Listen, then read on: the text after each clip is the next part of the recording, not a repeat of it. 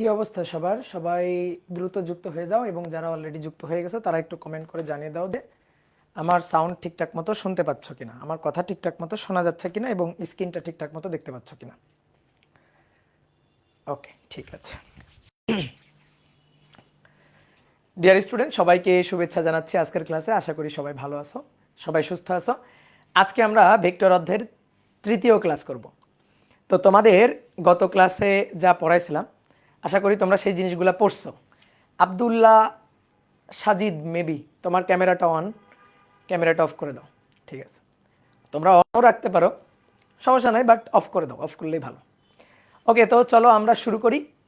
আজকে আমরা ভেক্টর অধ্যায়ের আরও কয়েকটা সংজ্ঞা একটু জানবো, কারণ ভেক্টর অধ্যায়টা খুব ভালোভাবে বুঝতে গেলে, পড়তে গেলে, ভেক্টরের হিসাব নিকাশগুলো জানতে গেলে আমাদের কয়েকটা ভেক্টরের একটু সংজ্ঞা বা ভিন্ন ভেক্টরের পরিচয় একটু জানা লাগে। তা আমরা গত ক্লাসে কয়েকটা ভেক্টর আমরা জানছিলাম, ভেক্টরের সংজ্ঞা আমরা দেখছিলাম। তো একটু পড়া নিব নাকি বলো? পড়া ধরবো? অফলাইন হইলে পড়া ধরা যাইতো, একটু মারপিট করা যাইতো, ঠিক আছে? রেগুলার পড়াশোনা করতে হবে। মনে করবা অনলাইনেও তোমাকে যখন আমি ধরো বলবো যে বলো, তুমিও মনে মনে বলবা। যদি না পারো তাহলে কিন্তু নিজেরে পানিশ করবা, বুঝছো? নিজেরা ধরে মার দিবা, যাই আমি পারলাম না, পড়ি নাই আমি, ঠিক আছে? নিজেকে অনলাইনে তুমি মার দিবা, বুঝছো? আমার হয়ে মার দিবা আর কি। ওকে, তো চলো আমরা শুরু করি। আমরা আজকে প্রথমে যে ভেক্টরটা দেখব সেটা হচ্ছে, আচ্ছা গত ক্লাসে কয়টা পড়াইছিলাম? নম্বর, লাস্টের নম্বরটা কত ছিল বলো তো একটু, কেউ একজন নম্বরটা বলো। 5টা, 5টা, তাই না? ওকে, তাহলে আজকে 6 নম্বর দিয়ে শুরু করি। প্রথমটা হচ্ছে সমতলীয় ভেক্টর। সমতলীয় ভেক্টর বা কোপ্লানার ভেক্টর। দেখো নামের মধ্যে সংজ্ঞা আছে, কি বলা হচ্ছে? সমতলীয়, অর্থাৎ যে সকল ভেক্টর একই তলে ক্রিয়ারত থাকবে তাদেরকে বলা হচ্ছে সমতলীয় ভেক্টর। যে সকল ভেক্টর একই তলে ক্রিয়া করবে, একই তলে ক্রিয়ারত থাকবে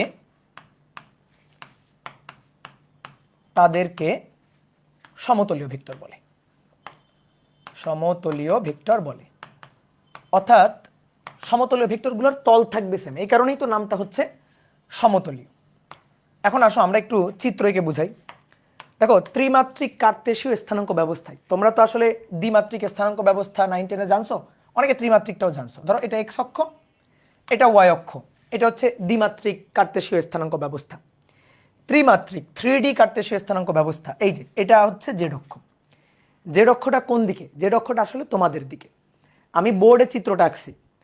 তোমার ঘরের যে কর্নার আছে, ঘরের ঘরের এটা হচ্ছে কর্নার, এটা হচ্ছে ঘরের একটা দেওয়াল, এইটা হচ্ছে একটা দেওয়াল, আর এইটা হচ্ছে মেঝে, বুঝতে পারছো?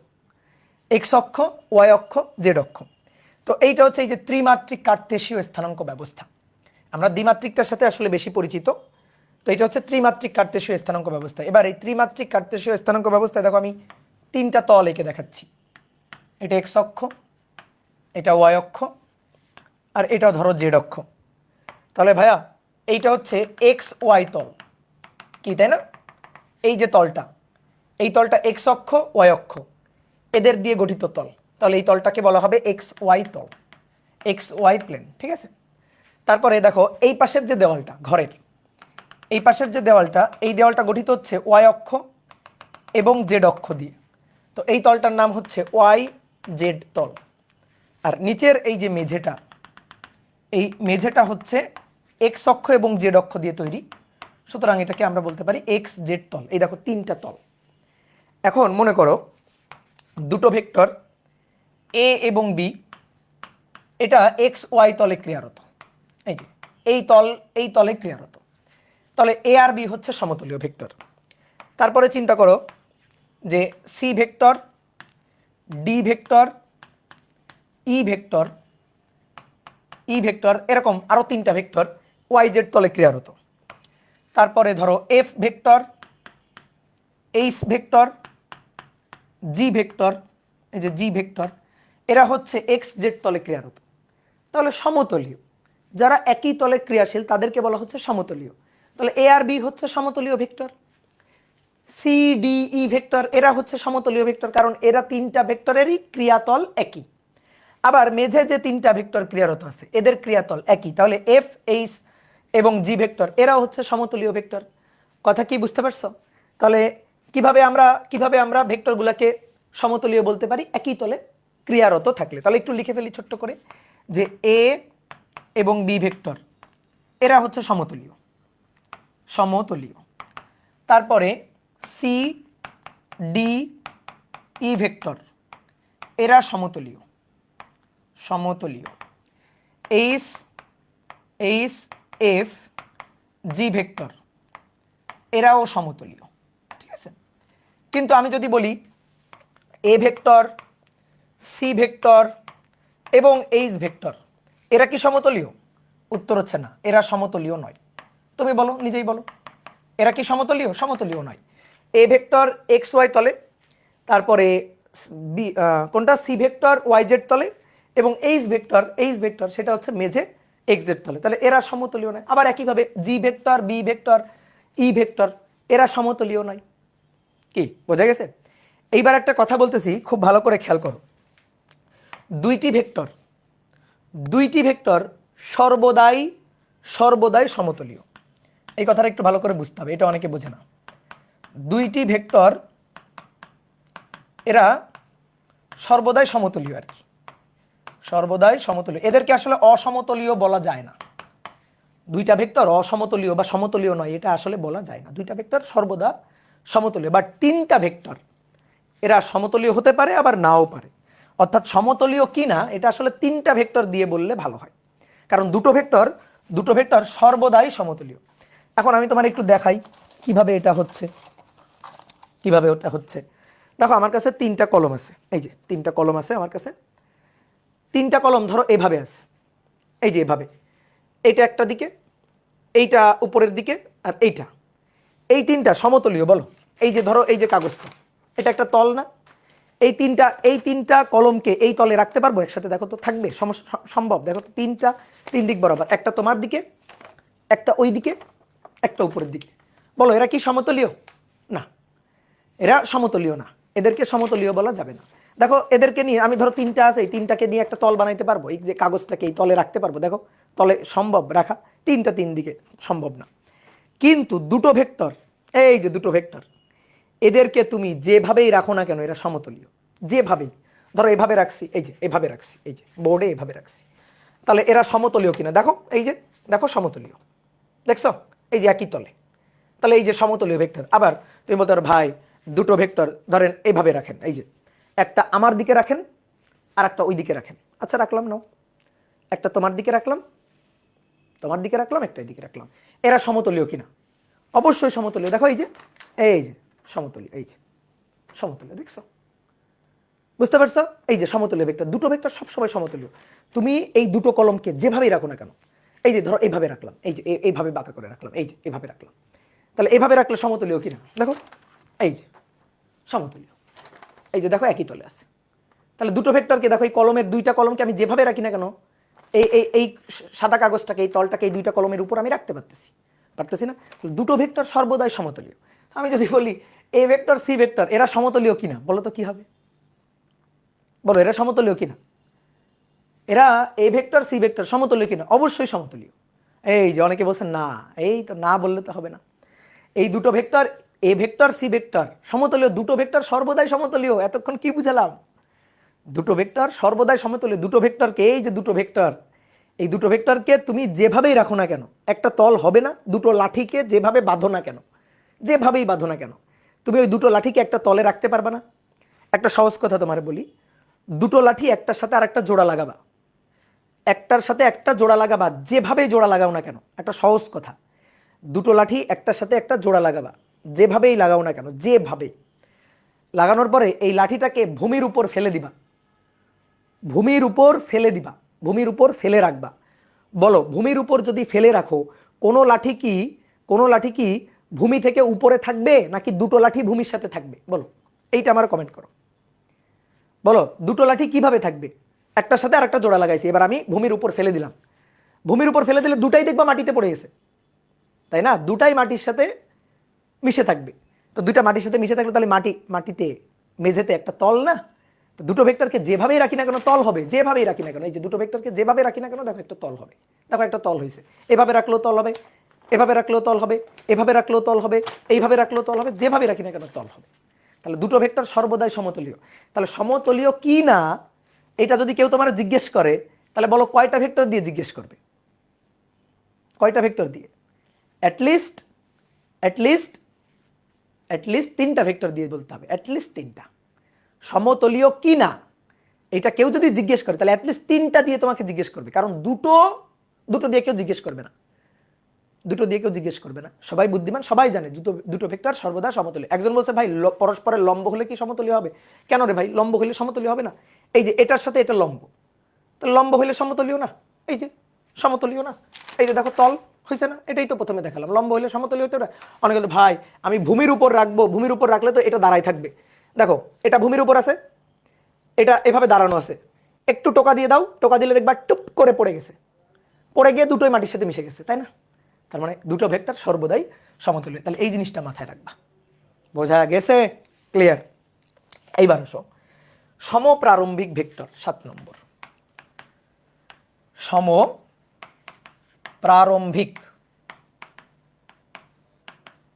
সমপ্রারম্ভিক, প্রারম্ভ মানে কি? শুরু। কো ইনিশিয়াল ভেক্টর, কো ইনিশিয়াল ভেক্টর, সমপ্রারম্ভিক ভেক্টর বা কো ইনিশিয়াল ভেক্টর। সমপ্রারম্ভিক মানে সমবিন্দু দিয়ে শুরু, সহজ কথা। তাহলে 2 বা ততোধিক ভেক্টর এরা যদি কোনো একটা একই বিন্দু থেকে ক্রিয়া করে, মানে পাদবিন্দু যদি একই হয়, সহজ কথা, তাহলে তাদেরকে সমপ্রারম্ভিক ভেক্টর বলে। তাহলে 2 বা ততোধিক ভেক্টরের পাদবিন্দু একই হলে, 2 বা মানে প্রারম্ভ একই বিন্দু থেকে, এই কারণেই তাদের নাম সমপ্রারম্ভিক। যে মুখস্থ করবে সে কিন্তু ওই যে আমার ফেভারিট স্টুডেন্ট, বুঝছো আবুল, মুখস্থ করা যাবে না, বুঝে বলবো। সমপ্রারম্ভিক অর্থাৎ 2 বা ততোধিক ভেক্টর, ততোধিক ভেক্টরের পাদবিন্দু বা আরম্ভ বিন্দু একই হলে, বা আরম্ভ বিন্দু একই হলে তাদেরকে সমপ্রারম্ভিক বলে।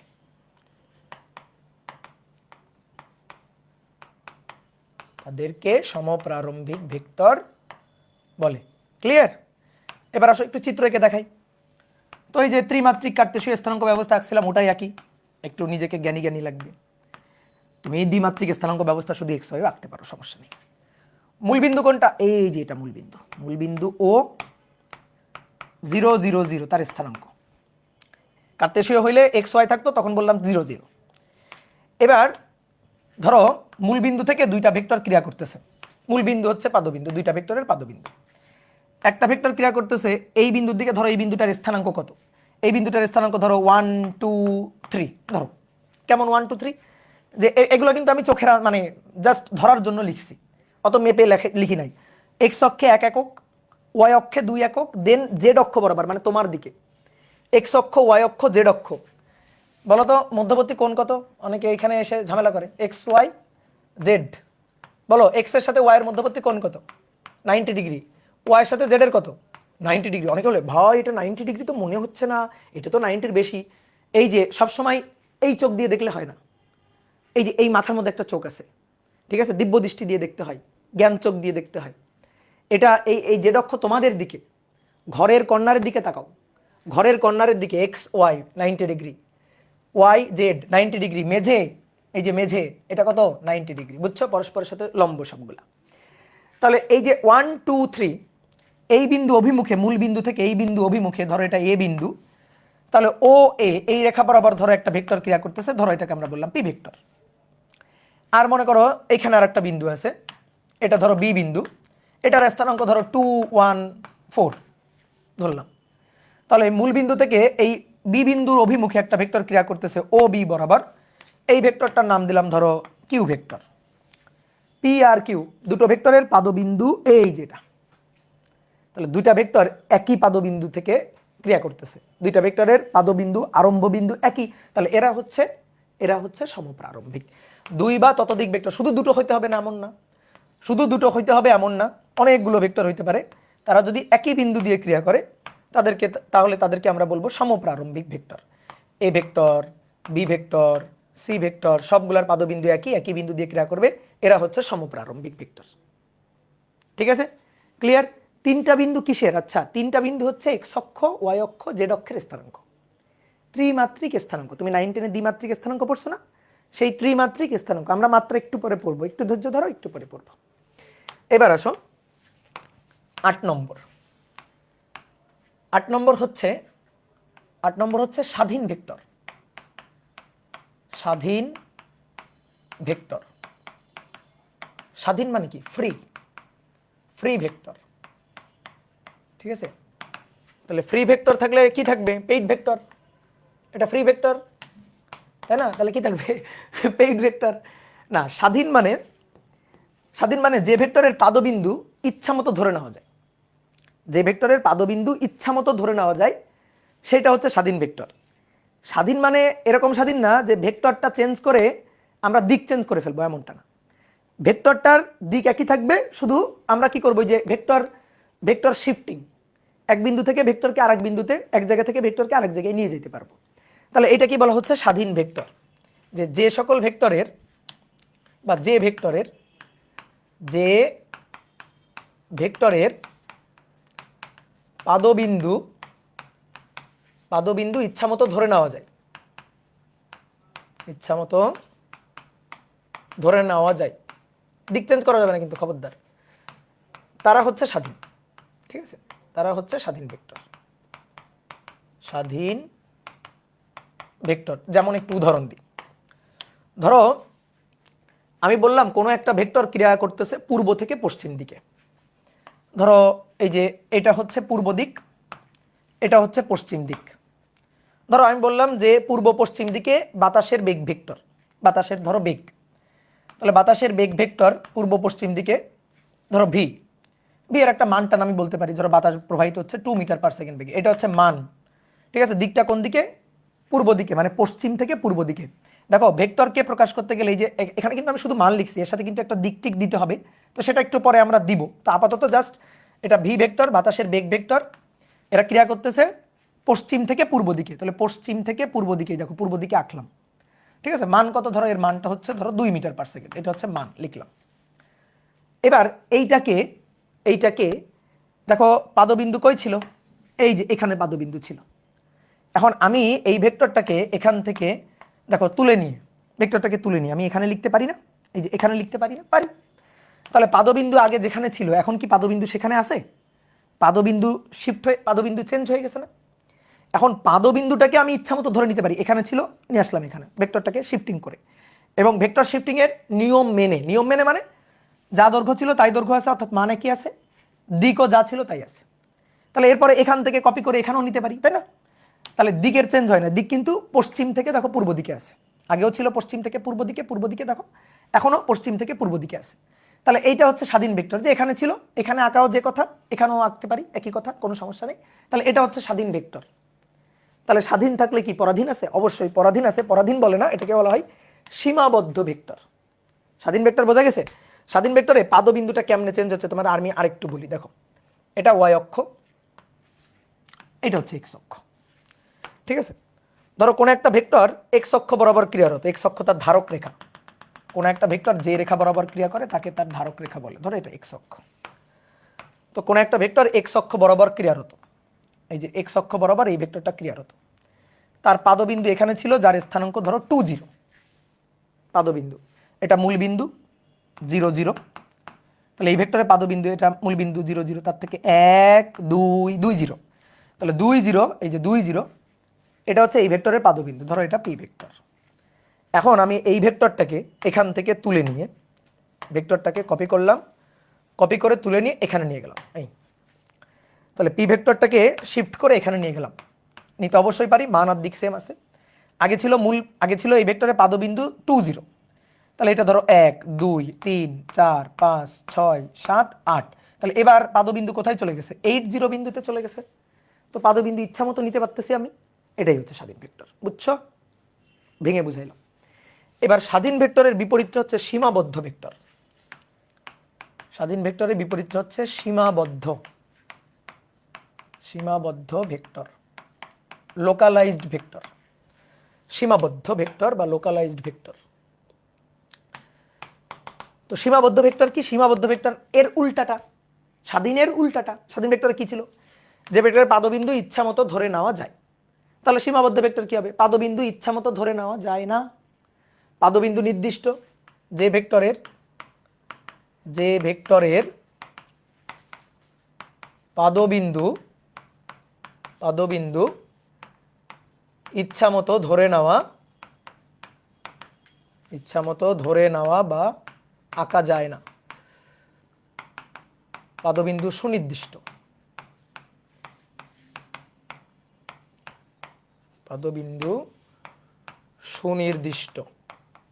ঠিক আছে, তাকে সীমাবদ্ধ ভেক্টর বা লোকালাইজড ভেক্টর বলে, সীমাবদ্ধ ভেক্টর বলে। ঠিক আছে, এবার আসো এর উদাহরণটা কি হইতে পারে। এর উদাহরণ হচ্ছে অবস্থান ভেক্টর একটা সীমাবদ্ধ ভেক্টর। অবস্থান ভেক্টর 9 10-এ পড়ছো অ্যাটলিস্ট, আমরা পড়বো একটু পরে, সমস্যা নেই। অবস্থান ভেক্টর হচ্ছে মূল বিন্দুর সাপেক্ষে কোনো বিন্দুর অবস্থান যে ভেক্টরের সাহায্যে প্রকাশ করা হয়। কি বললাম সংজ্ঞার মধ্যে? কি বললাম? অবস্থান ভেক্টরের সংজ্ঞা কি বললাম? মূল বিন্দুর সাপেক্ষে কোনো বিন্দুর অবস্থান যে ভেক্টরের সাহায্যে প্রকাশ করা হয়। লিখবা না এক্স অক্ষ ওয়াই অক্ষ, মূল বিন্দু না এটা। তাহলে এই একটা বিন্দু, ওই যে একটু আগেই তো আঁকলাম। ধরো এই বিন্দুর স্থানাঙ্ক, যেহেতু এখানে এক্স ওয়াই দ্বিমাত্রিক স্থানাঙ্ক আঁকছি, ধরো 1 2।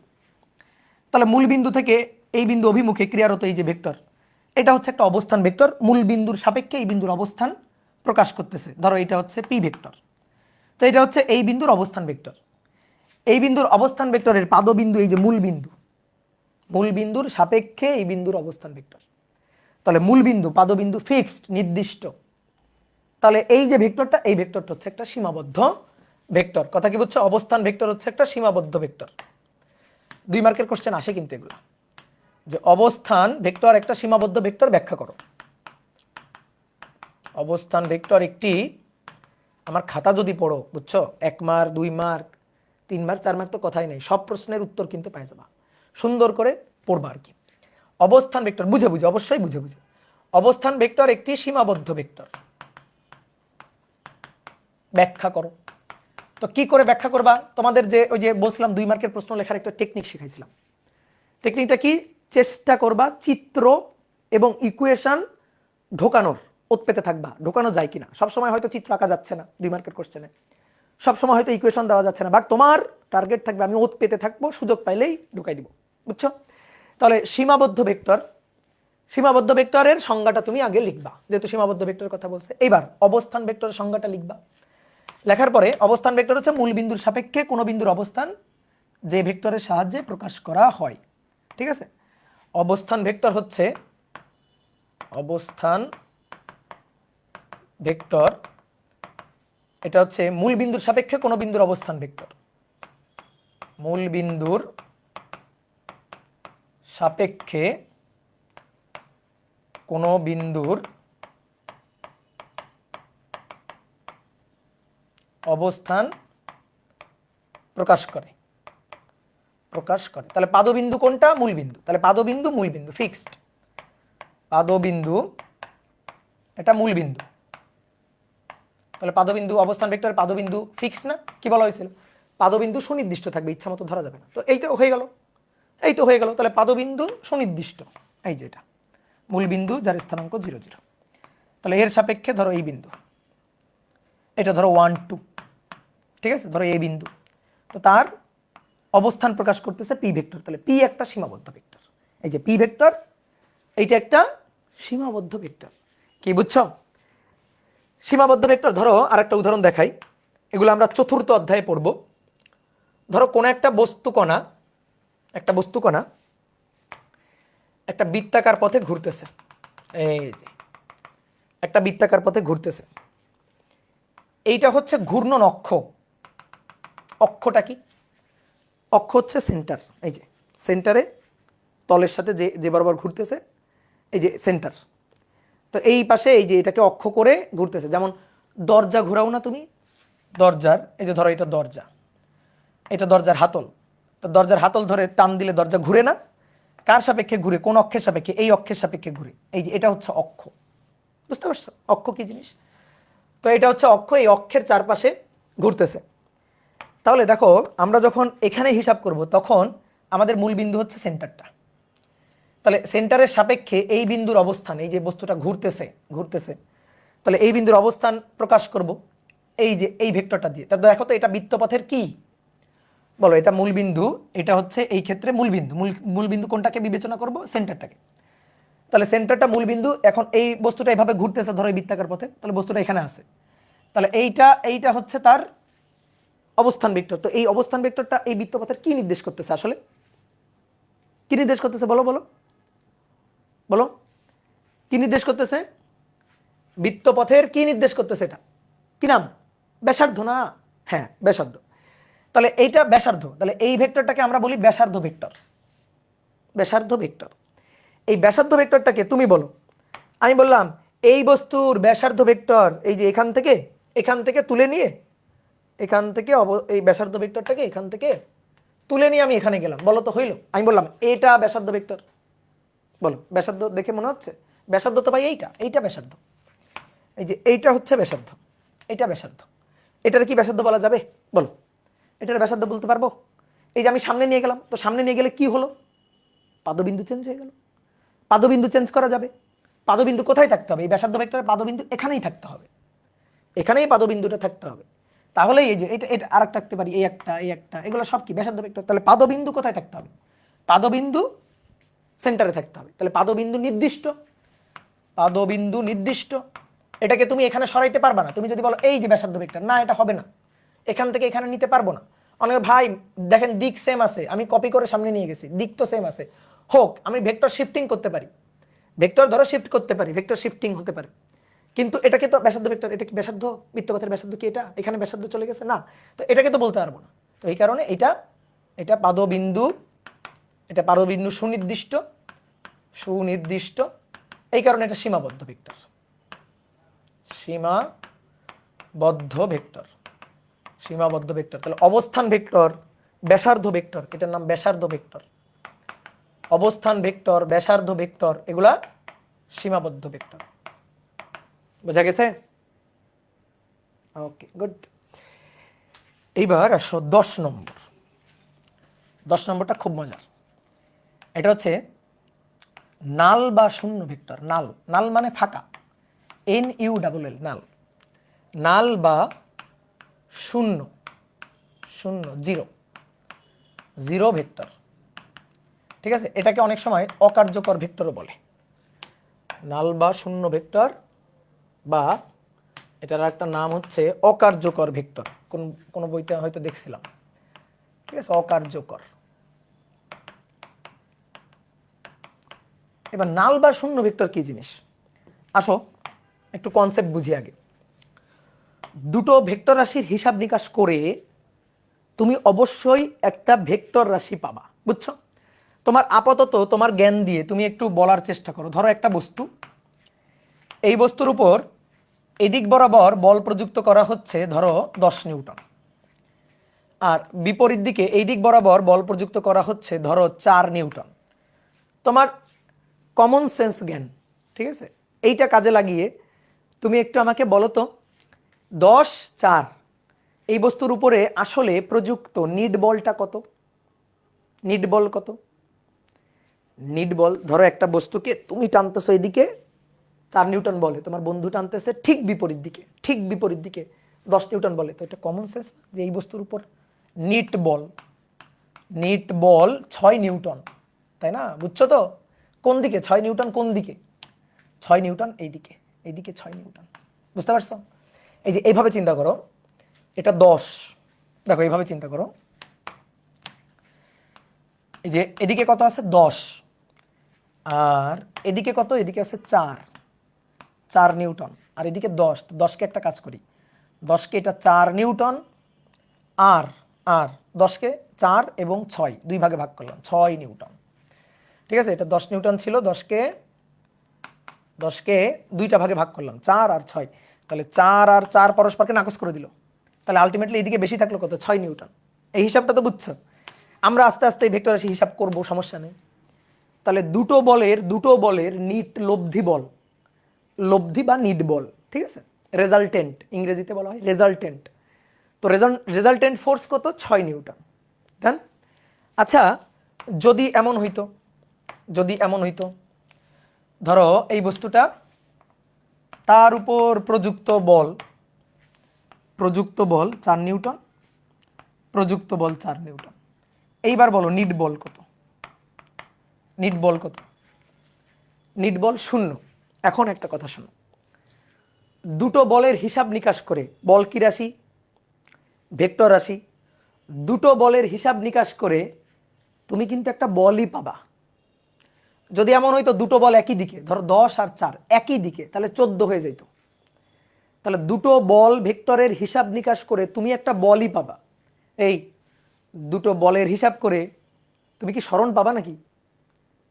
এটা তো পাগলের মতো কথা, যে এটা তো হয় না। এটা তো মনে করো যে 9-10-এর যে রুলস তোমরা শিখছো, যে অবশ্যই সেম সেম রাশি হইলে যোগ বিয়োগ করা যাবে। আমি বলের সাথে স্মরণ যোগ বিয়োগ করতে পারবো না। বল আর স্মরণের যোগ বিয়োগ করে আমি ত্বরণ কখনো পাবো না। পাবো কি? পাবো না। সেম সেম রাশি না হইলে যোগ বিয়োগ করা যায় না। আমি বললাম এই বলো, দুটো গরু 3টা ছাগল মিলে কয়টা গরু? বলো, এই প্রশ্ন হইল? তুমি দুটো গরুর সাথে 3টা ছাগল যোগ করতে পারো না। তাহলে অবশ্যই যোগ বিয়োগ করতে গেলে একই রাশি হইতে হবে, এবং দুটো গরুর সাথে 3টা গরু যোগ করে 5টা গরুই পাওয়া যাবে, তাই না? তাহলে বলের সাথে যদি বলের হিসাব নিকাশ যোগ বিয়োগ করি, আর কি হিসাব নিকাশ বলতে আমি যোগ বিয়োগ বুঝাচ্ছি, যোগ বিয়োগ করি, তাহলে আমি বলই পাবো। এখন কথা হচ্ছে কি, 4 আর 4, এই 4 নিউটন বলের ঠিক বিপরীতে 4 নিউটন বল। তাহলে একটা কথা কি বলতে পারি, এটা যদি এ ভেক্টর হয়, দেখি তোমরা বলবা বুদ্ধি দিয়ে, গত ক্লাসের বুদ্ধি, এটা যদি এ ভেক্টর হয়, এটা কি ভেক্টর? বলো বলো বলো বলো বলো, দেখি কে বলতে পারে, কার এত বুদ্ধি। বাহ, গুড, ভেরি গুড। এটা যদি এ ভেক্টর হয়, তাহলে অবশ্যই এটা মাইনাস এ ভেক্টর না? এর মান কত, 4। এর মান কত, 4। অনেকে ভাই সামনে মাইনাস দেননি, ধরে মাইর দিব। কিন্তু এটা যদি বলো, মুখ ফসকে বলছো নাকি, জিজ্ঞেস করো নিজেরে, বলছো নাকি এটা? যে বললেই কিন্তু ভাই মাইর দিবে। কেন? কারণ ভেক্টরের মান, এই ভেক্টরটার এই ভেক্টরের মান 4 নিউটন, এটার মান 4 নিউটন, কিন্তু দিক বিপরীত বলে মাইনাস এ ভেক্টর। মানের আগে এটা মানের আগে কখনো আমরা মাইনাস দিব? মান কখনো মাইনাস টাইনাস হবে? এটা গত ক্লাসে বলছি। এখন আমি যদি এই দুইটার নিট বলটা হিসাব করি, রেজাল্টেন্ট হিসাব করি, কত পাবো? 0 পাবো। এখন আমি দুটো বলের হিসাব করে একটা বলই তো পাবো, তাই না? দুটো বলের হিসাব করে একটা বলই পাবো। বল পাইছি, কিন্তু বলের মানটা কত? 0। তাহলে দেখো, বল কিন্তু ভেক্টর রাশি, নিট বল, বলের হিসাব করে বলই পাবো। বল কি? ভেক্টর। সেই ভেক্টরের মান কত হয়ে গেল? 0। এখন ধরো দুটো ভেক্টর রাশির হিসাব করে তো একটা ভেক্টরই পাওয়া যায়। তাহলে আমি যদি জিজ্ঞেস করি, বলো তো এই জিরোটা আসলে স্কেলার জিরো নাকি ভেক্টর জিরো? মানে কেমন জিরো আসলে এই জিরোটা? অবশ্যই এটা ভেক্টর জিরো, কারণ এটা তো বলের মান, মানে বল ভেক্টর। দুটো ভেক্টর রাশি, বল বল বল এবং বল, তার হিসাব করে আমি বলই পাবো, মানে ভেক্টরই পাবো। তাহলে মান হচ্ছে 0, কিন্তু সেটা একটা ভেক্টর হওয়ার কথা, মানে বল ভেক্টর হওয়ার কথা। তার মানে দেখো, দুটো বিপরীত ভেক্টরের রেজাল্টেন্ট, দুটো বিপরীত ভেক্টর, তার রেজাল্টেন্ট 0 হয়ে যাচ্ছে। তো এটাই হচ্ছে 0 ভেক্টর। এখন অনেকে বলতে পারে, ভাই ভেক্টর তো 0, এর দরকার কি? দরকার হচ্ছে একটু কনসেপচুয়ালি ব্যাপারটা একটু বোঝার চেষ্টা করো। মানে কনসেপচুয়ালি এর গুরুত্বটা আছে। গুরুত্বটা কি? দুটো ভেক্টর রাশি হিসাব করে একটা ভেক্টর রাশি পাওয়া যাবে। এখন দুটো ভেক্টর বিপরীত দিকে ক্রিয়াশীল একই মানে, তাহলে তাদের রেজাল্টেন্ট অবশ্যই একটা ভেক্টরই হবে। তো ওই ভেক্টরটা তো 0 হয়ে যাচ্ছে। তাহলে 0 একটা ভেক্টর হচ্ছে, ভেক্টরটা একটা 0 ভেক্টর হচ্ছে। কথা বুঝছো? এই যে 0 ভেক্টর চলে আসলো। কি ক্লিয়ার? মাথার মধ্যে ঢুকছে? তাহলে 0 ভেক্টর বা নাল ভেক্টর কি? যে ভেক্টরের মান 0, যে ভেক্টরের মান 0। অনেকে বলে, ভাই 0 ভেক্টর এর লাগবে কেন? লাগবে হচ্ছে ওই যে দুটো ভেক্টর হিসাব নিকাশ করে তো একটা ভেক্টরই পাওয়া যাক, হোক সেটা 0, বাট সে 0 অবশ্যই ভেক্টর। ঠিক আছে? শুধু মান 0 মানে 0 না। সে আসলে ওর আসলে পরিচয় কি? ধরো ওকে তুমি জিজ্ঞেস করলে, এই তোমার পরিচয় কি, তুমি কে আসলে, তুমি কি স্কেলারের বংশভূত না ভেক্টরের বংশভূত? তো কি বলবে, আমি কার বংশভূত? বলো, কার বংশভূত? ও কি বলবে যে ও কোত্থেকে আসছে? ওর মা ছিল একটা বল ভেক্টর, বাবা ছিল একটা বল ভেক্টর, তাহলে ও কি স্কেলার হয়ে যাবে? তো ও তো ভেক্টরের বংশভূত, তো এই কারণে ও 0 হইল, ওটা সেই ভেক্টর। তো এইভাবেই আসলে শূন্য ভেক্টর আসে। তাহলে আমরা একটু সংজ্ঞা লিখি। যে ভেক্টরের মান শূন্য, যে ভেক্টরের মান শূন্য তাকে শূন্য বা নাল ভেক্টর বলে। শূন্য বা নাল ভেক্টর বলে। বুঝতে পারছো? এবার শূন্য বা নাল ভেক্টর কিভাবে পাওয়া যায়? 2 মার্কের কোশ্চেন আসে, শূন্য ভেক্টর কিভাবে পাওয়া যায়? কিভাবে পাওয়া যায় শূন্য বা নাল ভেক্টর আমরা কিভাবে পাইতে পারি? খুবই কমন সেন্স। কিভাবে পাইতে পারি বলো দেখি? 2 ভাবে পাওয়া যায়। এই যে তুমি দেখো, এই যে এই একটা ভেক্টর, এই ভেক্টর, আর এই একটা ভেক্টর তার সমান এ ভেক্টর। বুঝছো? সমান ভেক্টর, এরা পরস্পর কেমন ভেক্টর? সমান ভেক্টর। তো একটা কাজ যদি আমি করি, যে এটা থেকে যদি এটা বিয়োগ করে দিই, এটা থেকে এটা যদি বিয়োগ করে দিই, তাহলে তো শূন্য চলে আসবে। এই ভেক্টর, এই ভেক্টর বিয়োগ করলে শূন্য। শূন্য কি? ভেক্টর। এই যে এই কারণে এর উপর ভেক্টর সাইন দিবা, কিন্তু শুধু এরকম লিখলে হবে না, কিন্তু এই তার উপর ভেক্টর সাইন। শূন্য ভেক্টর, এই যে ভেক্টর সাইন দিয়ে প্রকাশ করা হয়, এভাবে প্রকাশ করা হয়। তাহলে আমরা কিভাবে পাইলাম?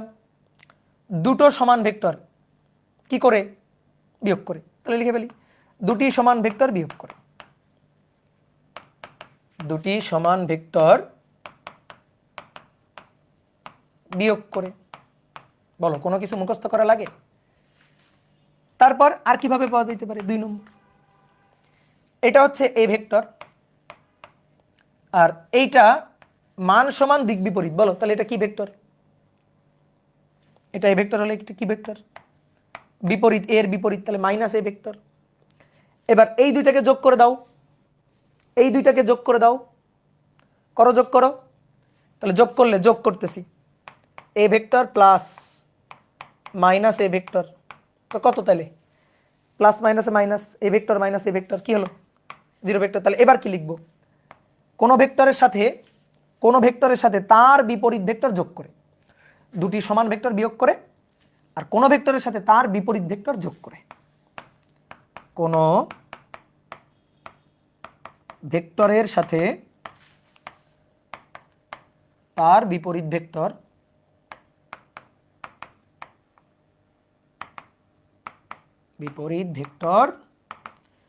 যোগ করে।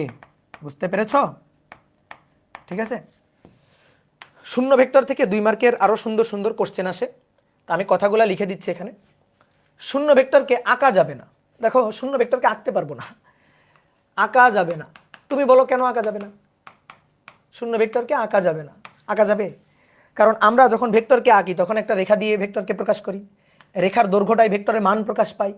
শূন্য ভেক্টর যার মান শূন্য, তাহলে আঁকো এমন একটা রেখা, আঁকো যার দৈর্ঘ্য শূন্য, এমন একটা রেখা আঁকো যার দৈর্ঘ্য শূন্য। পারবা আঁকতে? তাহলে কেউ যদি তোমাকে বলে শূন্য ভেক্টর আঁকো, তখন বলবা এই যে শূন্য ভেক্টর, শূন্য ভেক্টর আঁকো, আঁকছি এই যে শূন্য ভেক্টর। বুঝতে পারছো? দেখতে পাচ্ছ এই যে বোর্ডে আছে শূন্য ভেক্টর, শূন্য ভেক্টর মান শূন্য, তা আঁকবো কিভাবে? এই হচ্ছে কাহিনী। এবার আসো 2 নম্বর, আর একটা খুব ইম্পর্টেন্ট কথা। 2 নম্বর একটা ইম্পর্টেন্ট কথা হচ্ছে যে এর সুনির্দিষ্ট দিক নেই। এর সুনির্দিষ্ট দিক নাই। ধরো মান থাকলে সম্মান থাকতো, আর মানই নাই। সম্মান মানে দিক। ভেক্টর রাশির কি কি থাকে? মান আর সম্মান। মান হচ্ছে মান, আর সম্মান কি? দিক। আর মানই নাই, সম্মান তো দূরের কথা। মান নাই, সম্মানও নাই। কথা বুঝছো? তাহলে সুনির্দিষ্ট কোনো দিক নেই, এর সুনির্দিষ্ট কোনো দিক হবে না। শূন্য ভেক্টর, তার আবার সুনির্দিষ্ট দিক কেমনে? এবার তারপরে আরেকটা ইম্পর্টেন্ট কথা, সেই আরেকটা ইম্পর্টেন্ট কথাটা হচ্ছে যে এর পাদবিন্দু এবং শীর্ষবিন্দু একই। এর পাদবিন্দু এবং শীর্ষবিন্দু একই। বোঝাও না? বুঝাই দেওয়া লাগবে। যদি একটা দৈর্ঘ্য দিয়ে আমি ভেক্টরটাকে প্রকাশ করতে পারতাম রে ভাই, তাহলে তো তার একটা পাদবিন্দু, একটা শীর্ষবিন্দু থাকতো। আঁকাই যাবে না, দৈর্ঘ্যই নাই তার। তার মানে কি? শুরু হওয়ার আগেই শেষ। যেটা শুরুর বিন্দু সেটাই শেষ বিন্দু। এই কারণেই তো পাদবিন্দু শীর্ষবিন্দু একই বলেই তো আঁকা যাচ্ছে না। তাহলে এর পাদবিন্দু শীর্ষবিন্দু একই, আঁকা যাবে না, সুনির্দিষ্ট কোনো দিক নেই। তো অনেক সময় কি করে, এইটা যে কোনো একটা লাইন তুলে দেয়, তুলে দিয়ে বলে ব্যাখ্যা করো, পারবা না ব্যাখ্যা করতে, ঠিক আছে, এখান থেকে একটু ইনফরমেশন লিখে টিখে দিবা, একটু চিত্র টিত্র এঁকে দিবা, হয়ে যাবে সব কিছু।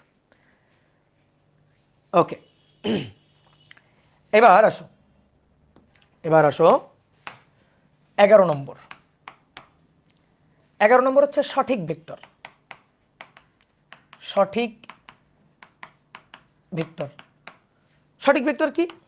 শূন্য ভেক্টরের উল্টাটা। একটা মজার জিনিস খেয়াল করো, দেখো ম্যাক্সিমাম সময় দেখবা একটার উল্টাটা আর একটা, যেমন সমান বিপরীত, সদৃশ বিসদৃশ, তারপরে স্বাধীন সীমাবদ্ধ, নাল ভেক্টর সঠিক ভেক্টর, একটার একটার বিপরীত।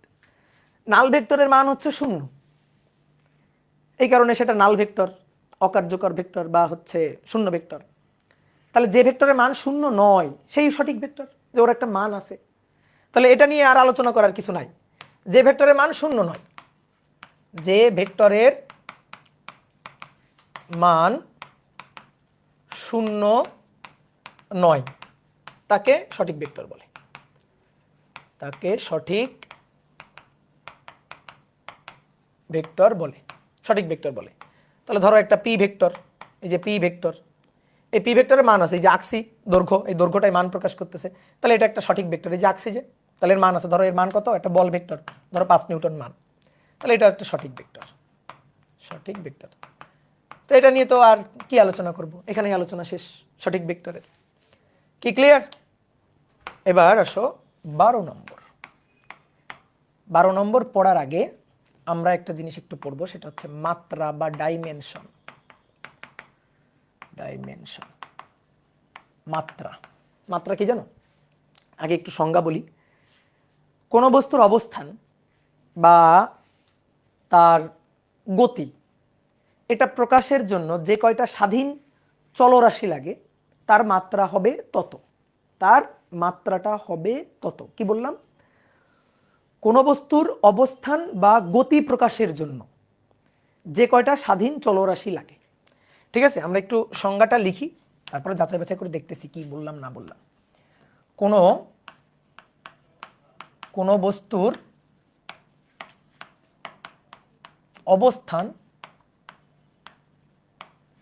অবস্থান বা গতি প্রকাশের জন্য যে কয়টি স্বাধীন চলরাশি দরকার হয়, যে কয়টি স্বাধীন চলরাশি দরকার, ঠিক আছে, মাত্রা তত। যে কয়টা স্বাধীন চলরাশি দরকার তার মাত্রা হবে তত। এবার আসো ব্যাপারটা একটু ক্লিয়ার করি, তার মাত্রা হবে তত মানে কি আসলে। যেমন একমাত্রিক, ঠিক আছে, 1D, 1 ডাইমেনশন, একমাত্রিক। অর্থাৎ কোনো বস্তুর গতি বা তার অবস্থান প্রকাশের জন্য একটা স্বাধীন চলরাশি লাগে। যেমন তুমি মনে করো তোমার বাড়ি থেকে কলেজের একটা সরল রৈখিক রাস্তা আছে, অন্য কোনো আঁকাবাঁকা রাস্তা কিন্তু নাই বাড়ি থেকে কলেজে যাওয়ার, একেবারে একটা সরল রৈখিক রাস্তা। আর এই রাস্তার দৈর্ঘ্যটা সে 10 কিলোমিটার, টোটাল দৈর্ঘ্যটা। এখন তুমি বাড়ি থেকে বের হইছো, তাহলে তোমার বাড়ি মূল বিন্দু তোমার জন্য 0 0। কলেজের দূরত্ব, তাহলে কলেজের দূরত্ব 10 কিলোমিটার। বুঝছো? এটা বুঝছো? 10 0 কিভাবে? বাড়ি যদি মূল বিন্দু হয় তাহলে কলেজ আসলে এক্স অক্ষ বরাবর, এই যেটা এক্স অক্ষ বরাবর। তাহলে এখান থেকে 10, তারপরে উপরেও না নিচে না, তাহলে 10 0, ঠিক আছে। এখন তুমি মনে করো তুমি বাড়ি থেকে রওনা দিছো, এই যে বাড়ি থেকে স্কুলের ব্যাগ ঘাড়ে করে নিয়ে, কলেজের ব্যাগ ঘাড়ে করে নিয়ে তুমি রওনা দিছো। রওনা দিয়ে হেঁটে হেঁটে হেঁটে হেঁটে ধরো এই পয়েন্টে এসে পৌঁছাইছো। এই যে তুমি এখন এখানে আসো, এখানে অবস্থান করতেছো। তোমার আম্মা তোমাকে ফোন দিয়ে বলছে, এই তুই কোথায়? তুই তো স্কুলে যাস নাই, কলেজে যাস নাই, কলেজের টিচার আমাকে ফোন করে জানালো যে তুই মানে অ্যাবসেন্ট। তো তখন তুমি তোমার আম্মাকে বলবা তুমি কোথায় আসো, এটা বলার জন্য ধরো তুমি এখান থেকে এখানে আসো, অর্থাৎ 4 কিলোমিটার দূরে আসো। তো তুমি তোমার আম্মাকে ফোন করে কি বলবা? তুমি সত্যি কথা বলো, তুমি কি বলবা? বাড়ি থেকে 4 কিলোমিটার দূরে আছো, এটাই বলবা না?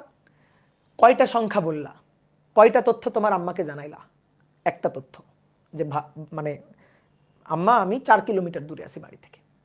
এখন তোমার আম্মা তখন একটা লাঠি নিয়ে বের হবে, লাঠি নিয়ে বের হয়ে, তোমার আম্মা তো জানে কলেজের সোজা একটা রাস্তা, ঠিক আছে, আশেপাশে তুমি যাবা না, সোজা রাস্তার মধ্যেই তুমি 4 কিলোমিটার দূরে আছো, তাহলে সোজা রাস্তা বরাবর হেঁটে যাবে, হেঁটে যাবে কতটুকু, 4 কিলোমিটার হেঁটে যাবে, গিয়ে তোমার এখানে খুঁজে পাবে, অর্থাৎ 40 বিন্দুতে তোমার পাবে। তাহলে তোমার অবস্থান জানানোর জন্য তোমার কয়টা বিন্দুর সাহায্য লাগছে? একটা বিন্দু, জাস্ট তুমি বলছো 4 কিলোমিটার। তোমার আম্মা 4 কিলোমিটার দূরে গিয়ে একটা বিন্দু হিসাব করে তত দূরত্বে গিয়ে তোমাকে খুঁজে পেয়েছে। তাহলে তোমার তোমার অবস্থান একমাত্রিক অবস্থান, তোমার গতিটা হচ্ছে একমাত্রিক গতি। তুমি যখন এই সরল রৈখিক রাস্তায় হেঁটে গেছো, তোমার যে গতি, সেই গতিটাকে আমরা বলবো একমাত্রিক গতি, সরল রৈখিক একটা মাত্রায়। তাহলে তোমার গতি প্রকাশের জন্য দেখো একটা স্বাধীন চলরাশি লাগতেছে এক্স, শুধু এক্স, ওয়াই লাগতেছে না, কারণ ওয়াই জিরো, তারপর জেড লাগতেছে না, জেড জিরো, বুঝছো? তাহলে একটা স্বাধীন চলরাশি লাগতেছে শুধুমাত্র এক্স, এই কারণে তোমার গতিটা হচ্ছে একমাত্রিক গতি। বুঝতে পারছো? তুমি আরো সুন্দর করে যদি বুঝো, বুঝতে চাও আর কি, ধরো একটা দড়ি দুইটা খুঁটির মাঝে টান টান করে বেঁধে রাখছো, একটা দড়ি দুইটা খুঁটির মাঝে টান টান করে বেঁধে রাখছো, এই যে টান টান করে একটা দড়ি দুইটা খুঁটির মাঝে বেঁধে রাখছো। এবার ধরো এই দড়ির উপর দিয়ে একটা পিঁপড়া হেঁটে যাচ্ছে, দড়ির উপর দিয়ে ধরো একটা পিঁপড়া হেঁটে যাচ্ছে, এই যে ধরো একটা পিঁপড়া হেঁটে যাচ্ছে। তো এই পিঁপড়াটা এখানে আছে, দড়ির উপর দিয়ে হেঁটে যাচ্ছে, সে ডান দিকে বাম দিকে উপরের দিকে নিচ দিকে যাইতে পারবে না, শুধু সরল রৈখিক রাস্তায় চলবে।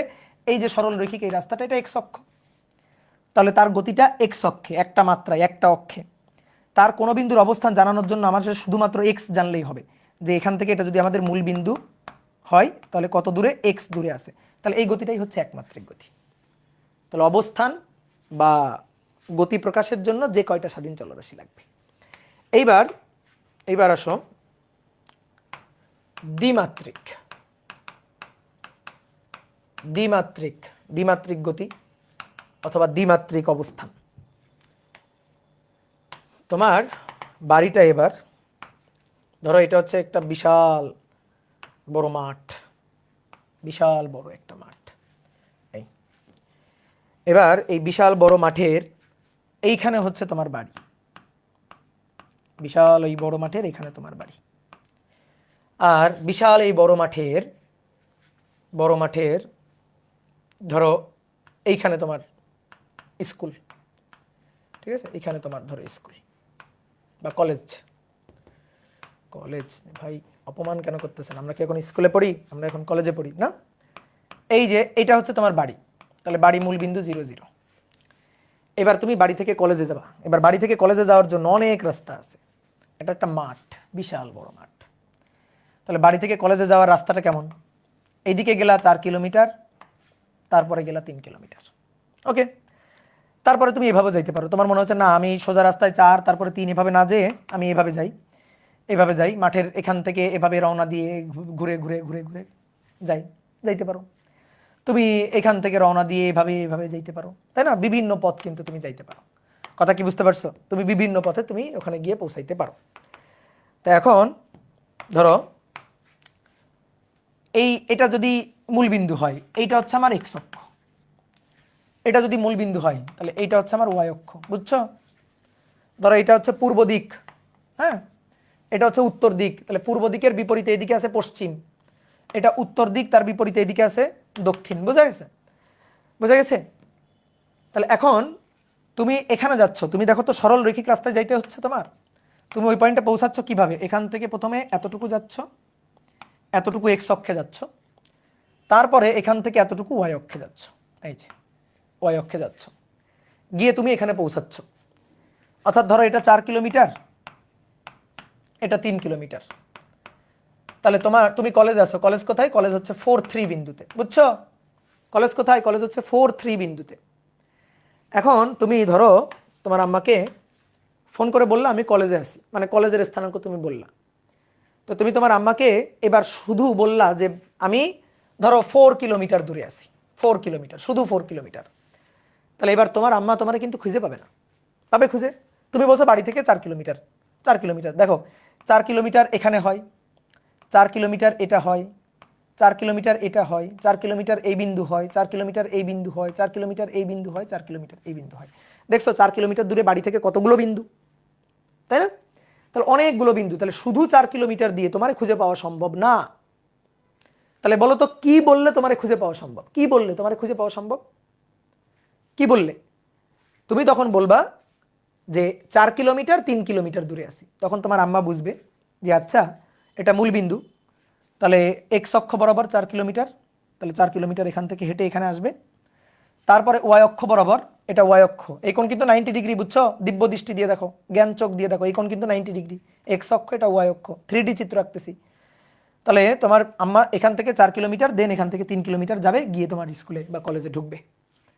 তাহলে তোমার অবস্থান প্রকাশের জন্য কয়টা বিন্দু সাহায্য লাগতেছে? 2টা বিন্দু সাহায্য লাগতেছে। তো এইটা হচ্ছে দ্বিমাত্রিক।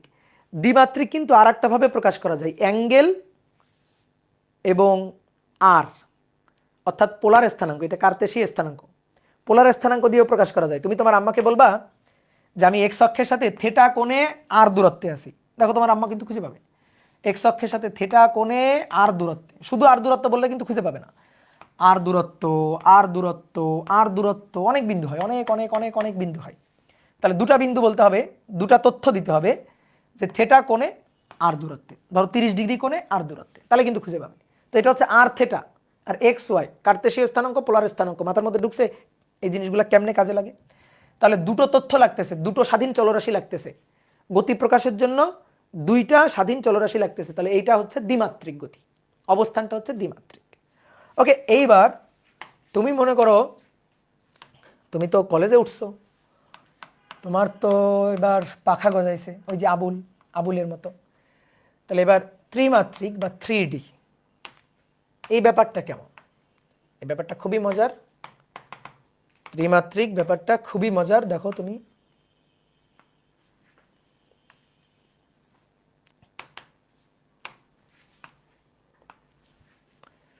এই যে বড় একটা মাঠ, বড় একটা মাঠ বা একটা তল, তলে এটা হচ্ছে উত্তর দক্ষিণ দিক, ধরো এটা হচ্ছে ওয়াই অক্ষ, ওয়াই অক্ষ, আর এটা হচ্ছে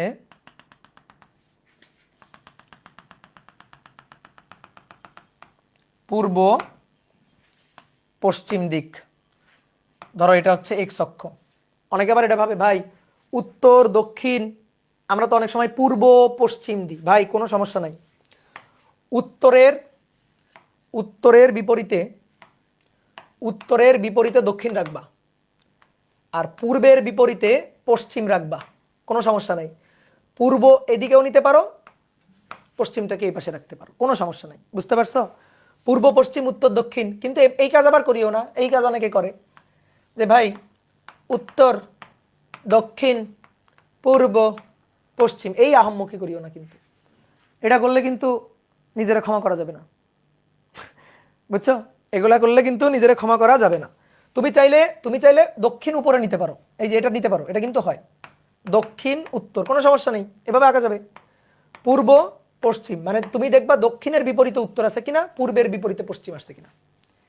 ঠিক আছে, এইটা যদি করো তাহলে কিন্তু মান সম্মান শেষ, এইটা করলে কিন্তু মান সম্মান শেষ।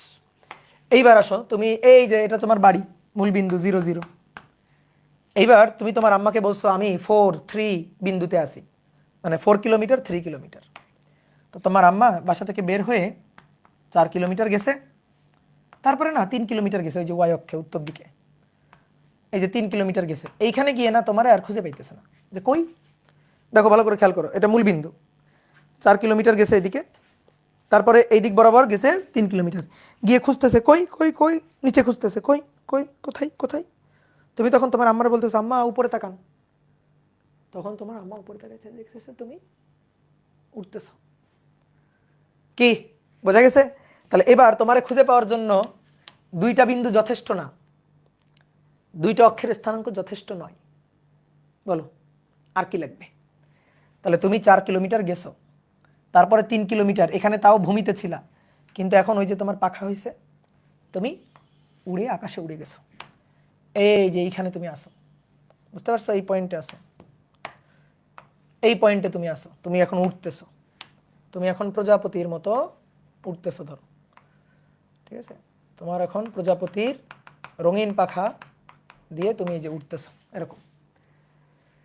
তাহলে তোমার স্থানাঙ্ক জানার জন্য কয়টা বিন্দু সাহায্য লাগতেছে? 4 কিলোমিটার, 2 কিলোমিটার, 3 কিলোমিটার, আবার ধরো বললা 2 কিলোমিটার।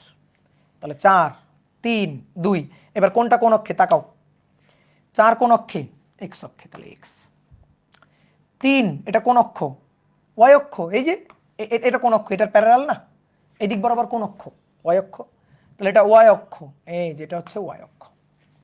তারপর উপরের দিক, তাহলে উপরের দিক দেখো এক্স ওয়াই, তাহলে উপরের দিকটা কোন অক্ষ? জেড অক্ষ। এই যে উপরের দিক ডট ডট ডট ডট, এই যে ঠিক আছে, নিচের দিক, তাহলে এটা জেড অক্ষ লম্ব বরাবর। তাহলে এটা কোন অক্ষে গেছে? জেড অক্ষে, তাহলে এই স্থানাঙ্কটা জেড স্থানাঙ্ক। তাহলে 3টা বিন্দু বা 3টা স্থানাঙ্কের সাহায্য লাগতেছে, তাহলে এইটাই হচ্ছে ত্রিমাত্রিক গতি বা ত্রিমাত্রিক অবস্থা, ত্রিমাত্রিক গতি বা অবস্থান। তাহলে মাত্রা বা ডাইমেনশন আশা করি আমরা বুঝছি, কি ক্লিয়ার?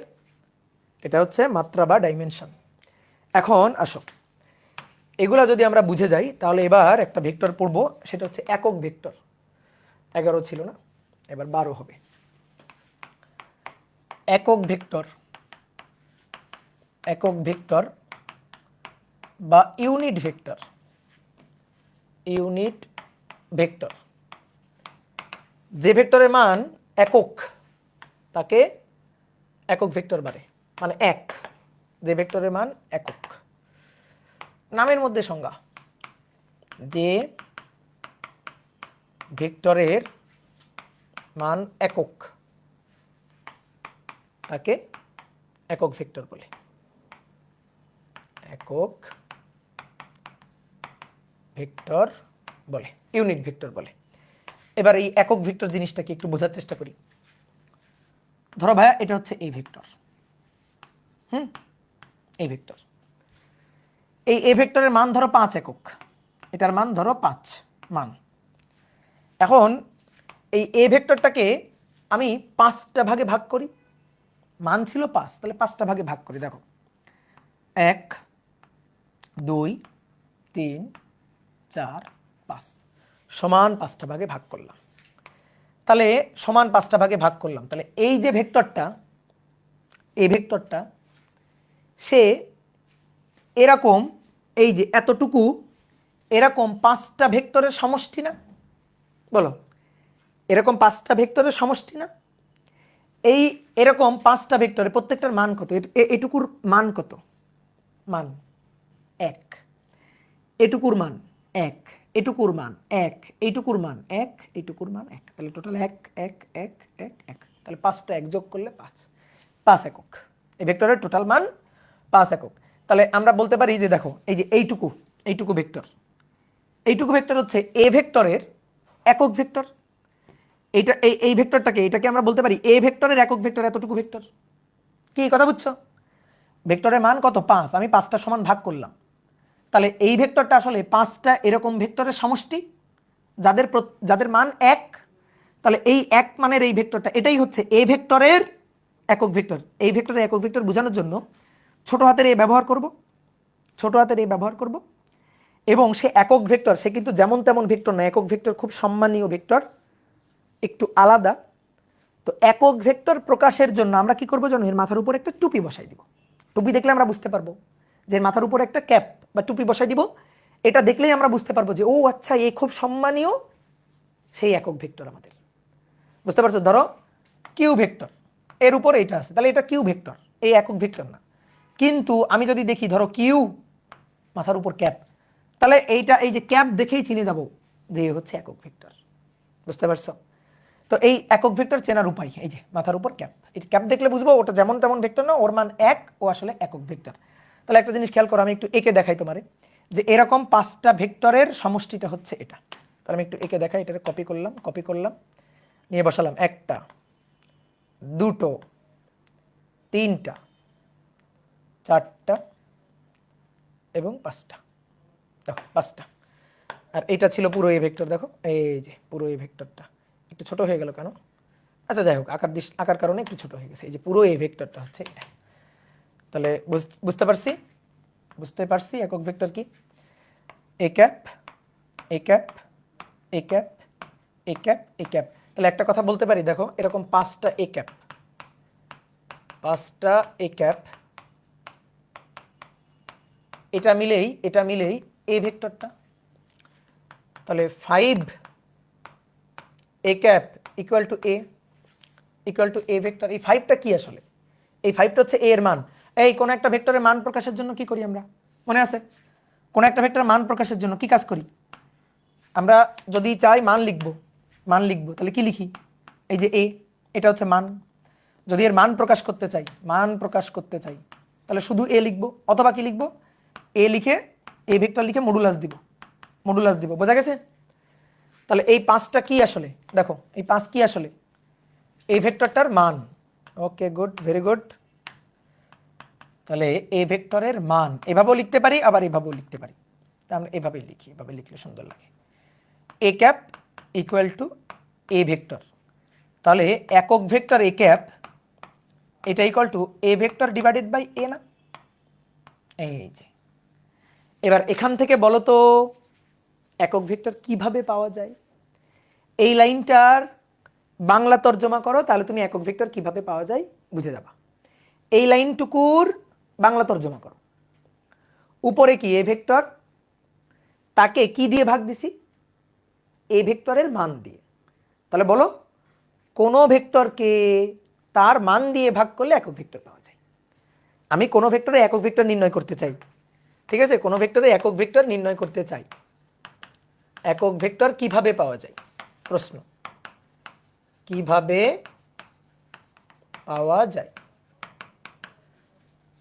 পাওয়া যায়? অনেকে দেখো, অনেক সময় যদি বলা হয় কোন ভেক্টরকে তার মান দিয়ে ভাগ করলে যে ভেক্টর পাওয়া যায় তাকে একক ভেক্টর বলে, এই সংজ্ঞাটা আসলে কিন্তু ঠিক না। মানে এটা সংজ্ঞা হিসাবে ঠিক না। এটা হচ্ছে, প্রশ্নটা যদি এটা করে যে কোন ভেক্টরের একক ভেক্টর কিভাবে নির্ণয় করা হয়, তাহলে তুমি বলতে পারো এই যে একক ভেক্টর কিভাবে পাওয়া যায়, কিভাবে নির্ণয় করা হয়, তাহলে তুমি বলতে পারো উত্তর হচ্ছে কোন ভেক্টরকে তার মান দিয়ে ভাগ করলে, কোন ভেক্টরকে তার মান দিয়ে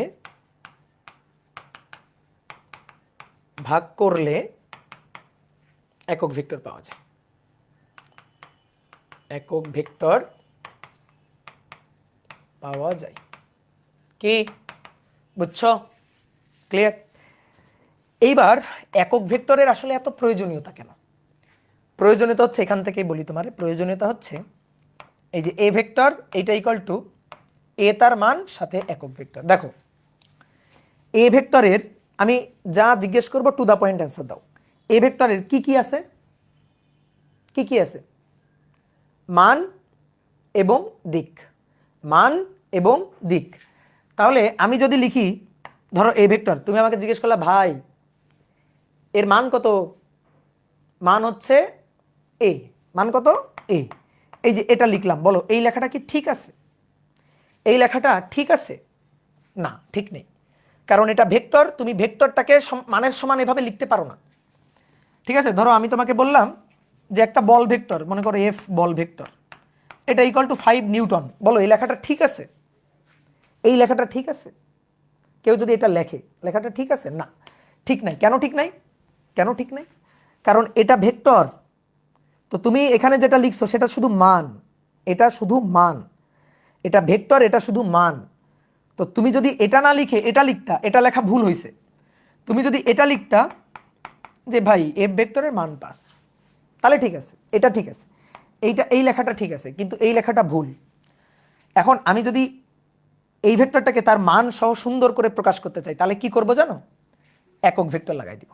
এই যে এটা এফ ভেক্টর, তাহলে 5, তখন আমি এভাবে লিখবো। এটাকে যদি সঠিক করে লিখতে চাই তাহলে এইভাবে লিখবো, এফ ভেক্টর এটা ইকুয়াল টু 5 এফ ক্যাপ। এইবার সঠিক আছে, 5 এফ ক্যাপ নিউটন। এই যে এইবার কিন্তু সঠিক হয়েছে, বুঝতে পারছো? এবার সঠিক হয়েছে। কি ক্লিয়ার?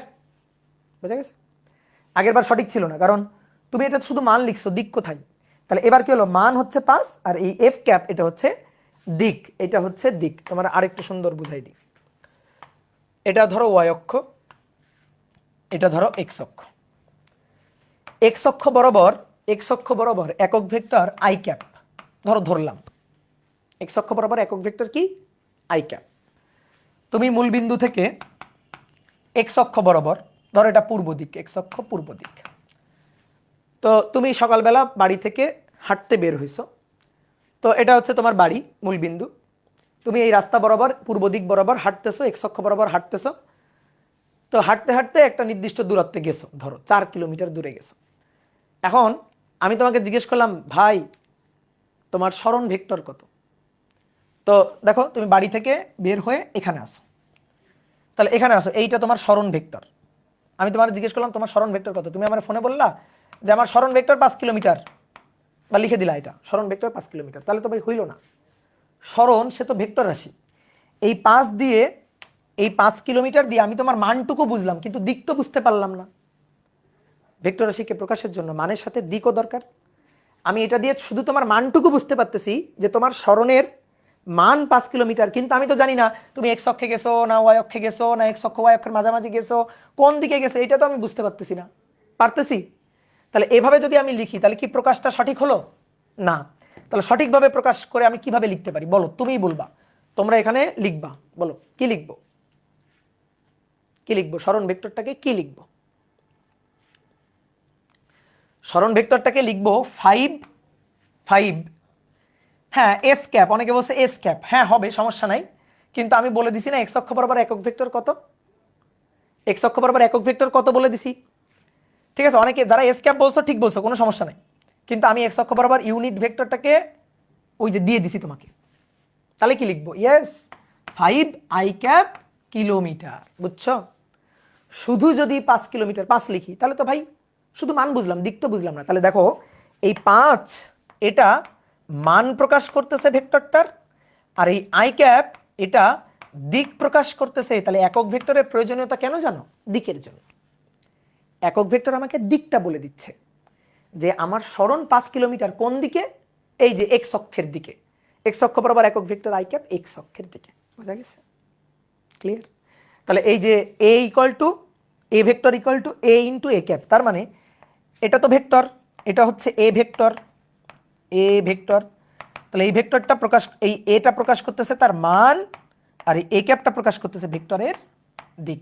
তাহলে একক ভেক্টর আসলে দিক প্রকাশ করতেছে, একক ভেক্টরটা দিক প্রকাশ করতেছে। কথা বুঝছো? এইবার শোনো, খুব ইম্পর্টেন্ট একটা কথা। একক ভেক্টর পড়ে ফেললে একটা জিনিস মনে করো অনেকটাই পড়া হয়ে গেছে, সেটা হচ্ছে আয়ত একক ভেক্টর, রেক্ট্যাঙ্গুলার ইউনিক ভেক্টর। আয়ত একক vector, rectangular unit vector, rectangular unit vector.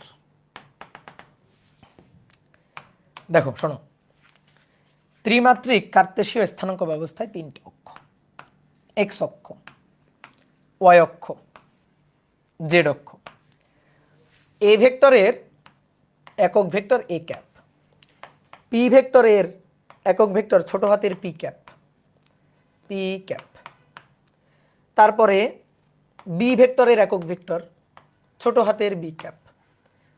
তো এরকম কোন ভেক্টর এভাবে লিখলে নর্মালি একক ভেক্টরগুলোকে ছোট হাতের লেটারগুলো দিয়ে নর্মালি লেখা হয়, লিখতেই হবে এমন কোনো কথা নেই। কিন্তু শোনো, এবার এক্স অক্ষ, ওয়াই অক্ষ, জেড অক্ষ ত্রিমাত্রিক কার্তেশীয় স্থানাঙ্ক ব্যবস্থায় 3টা অক্ষ ধনাত্মক অক্ষ, এটা প্লাস এক্স অক্ষ, এটা প্লাস ওয়াই অক্ষ, এটা প্লাস জেড অক্ষ। ত্রিমাত্রিক কার্তেশীয় স্থানাঙ্ক ব্যবস্থায় 3টি ধনাত্মক অক্ষ বরাবর একক ভেক্টর ফিক্সড, ফিক্সড করে দেওয়া হয়েছে। অর্থাৎ এক্স অক্ষ বরাবর একক ভেক্টর আই ক্যাপ, এক্স অক্ষ বরাবর একক ভেক্টর মানে এক একক, এই যে এক। তাহলে এক্স অক্ষ বরাবর এই যে একক ভেক্টর, এটা আই ক্যাপ ফিক্সড। তাহলে বলো তো ওয়াই অক্ষ বরাবর একক ভেক্টর ফিক্সড কত? এটা ফিক্সড করে দেওয়া হয়েছে। ঠিক আছে, তুমি এগুলো ইচ্ছা মতো নিতে পারবা না। ধরো তুমি বললা এক্স অক্ষ বরাবর ভাই একক ভেক্টরকে আমি এইচ ক্যাপ দিব না, এগুলো করা যাবে না। এক্স অক্ষ বরাবর একক ভেক্টর আই ক্যাপ, ওয়াই অক্ষ বরাবর একক ভেক্টর জে ক্যাপ, জেড অক্ষ বরাবর একক ভেক্টর, জেড অক্ষ বরাবর একক ভেক্টর এটা হচ্ছে K cap, I cap, J cap, K cap. X অক্ষ, ওয়াই অক্ষ, জেড অক্ষ, তিনটা ধনাত্মক অক্ষ বরাবর এই তিনটা একক ভেক্টর ফিক্সড করে দেওয়া হয়েছে। এরা হচ্ছে আয়ত একক ভেক্টর। তার মানে I cap, J cap, K cap এদেরকে আয়ত একক ভেক্টর বলা যাবে। তাহলে এরা একক ভেক্টর এবং এরা আয়ত একক ভেক্টর। কিন্তু এ ভেক্টরের একক ভেক্টর এ ক্যাপ, এ একক ভেক্টর কিন্তু আয়ত একক ভেক্টর নয়। বোঝা গেছে? এ একক ভেক্টর বাট আয়ত একক ভেক্টর নয়। তাহলে সংজ্ঞাটা আসলে লিখি। ত্রিমাত্রিক কার্তেশীয় স্থানাঙ্ক ব্যবস্থায় তিনটি ধনাত্মক অক্ষ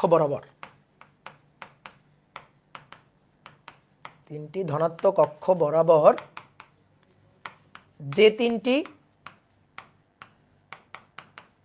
যে তিনটি একক ভেক্টর বিবেচনা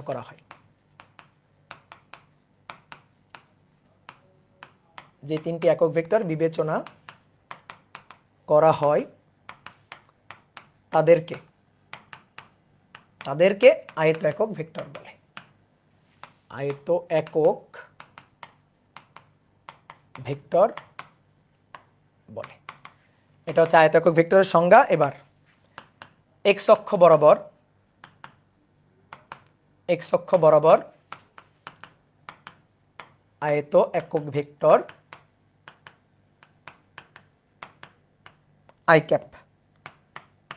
ক্যাপ, ওয়াই অক্ষ বরাবর আয়ত একক ভেক্টর জে ক্যাপ, জেড অক্ষ বরাবর আয়ত একক ভেক্টর কে ক্যাপ। ঠিক আছে?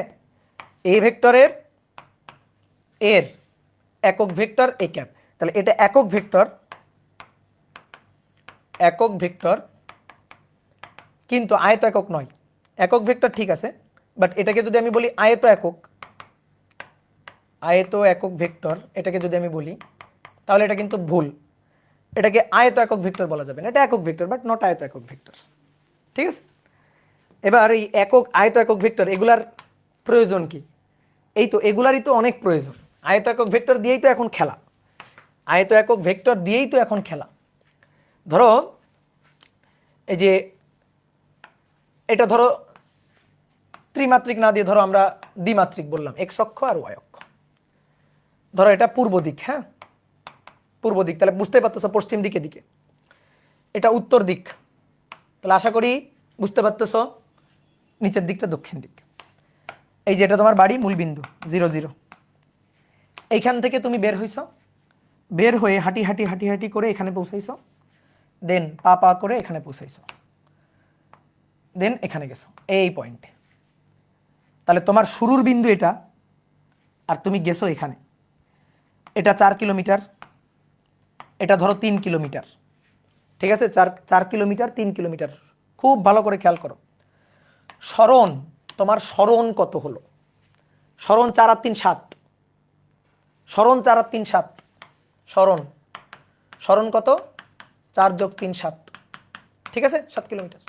ঠিক আছে? নো, এটা দূরত্ব, এটা সরণ নয়।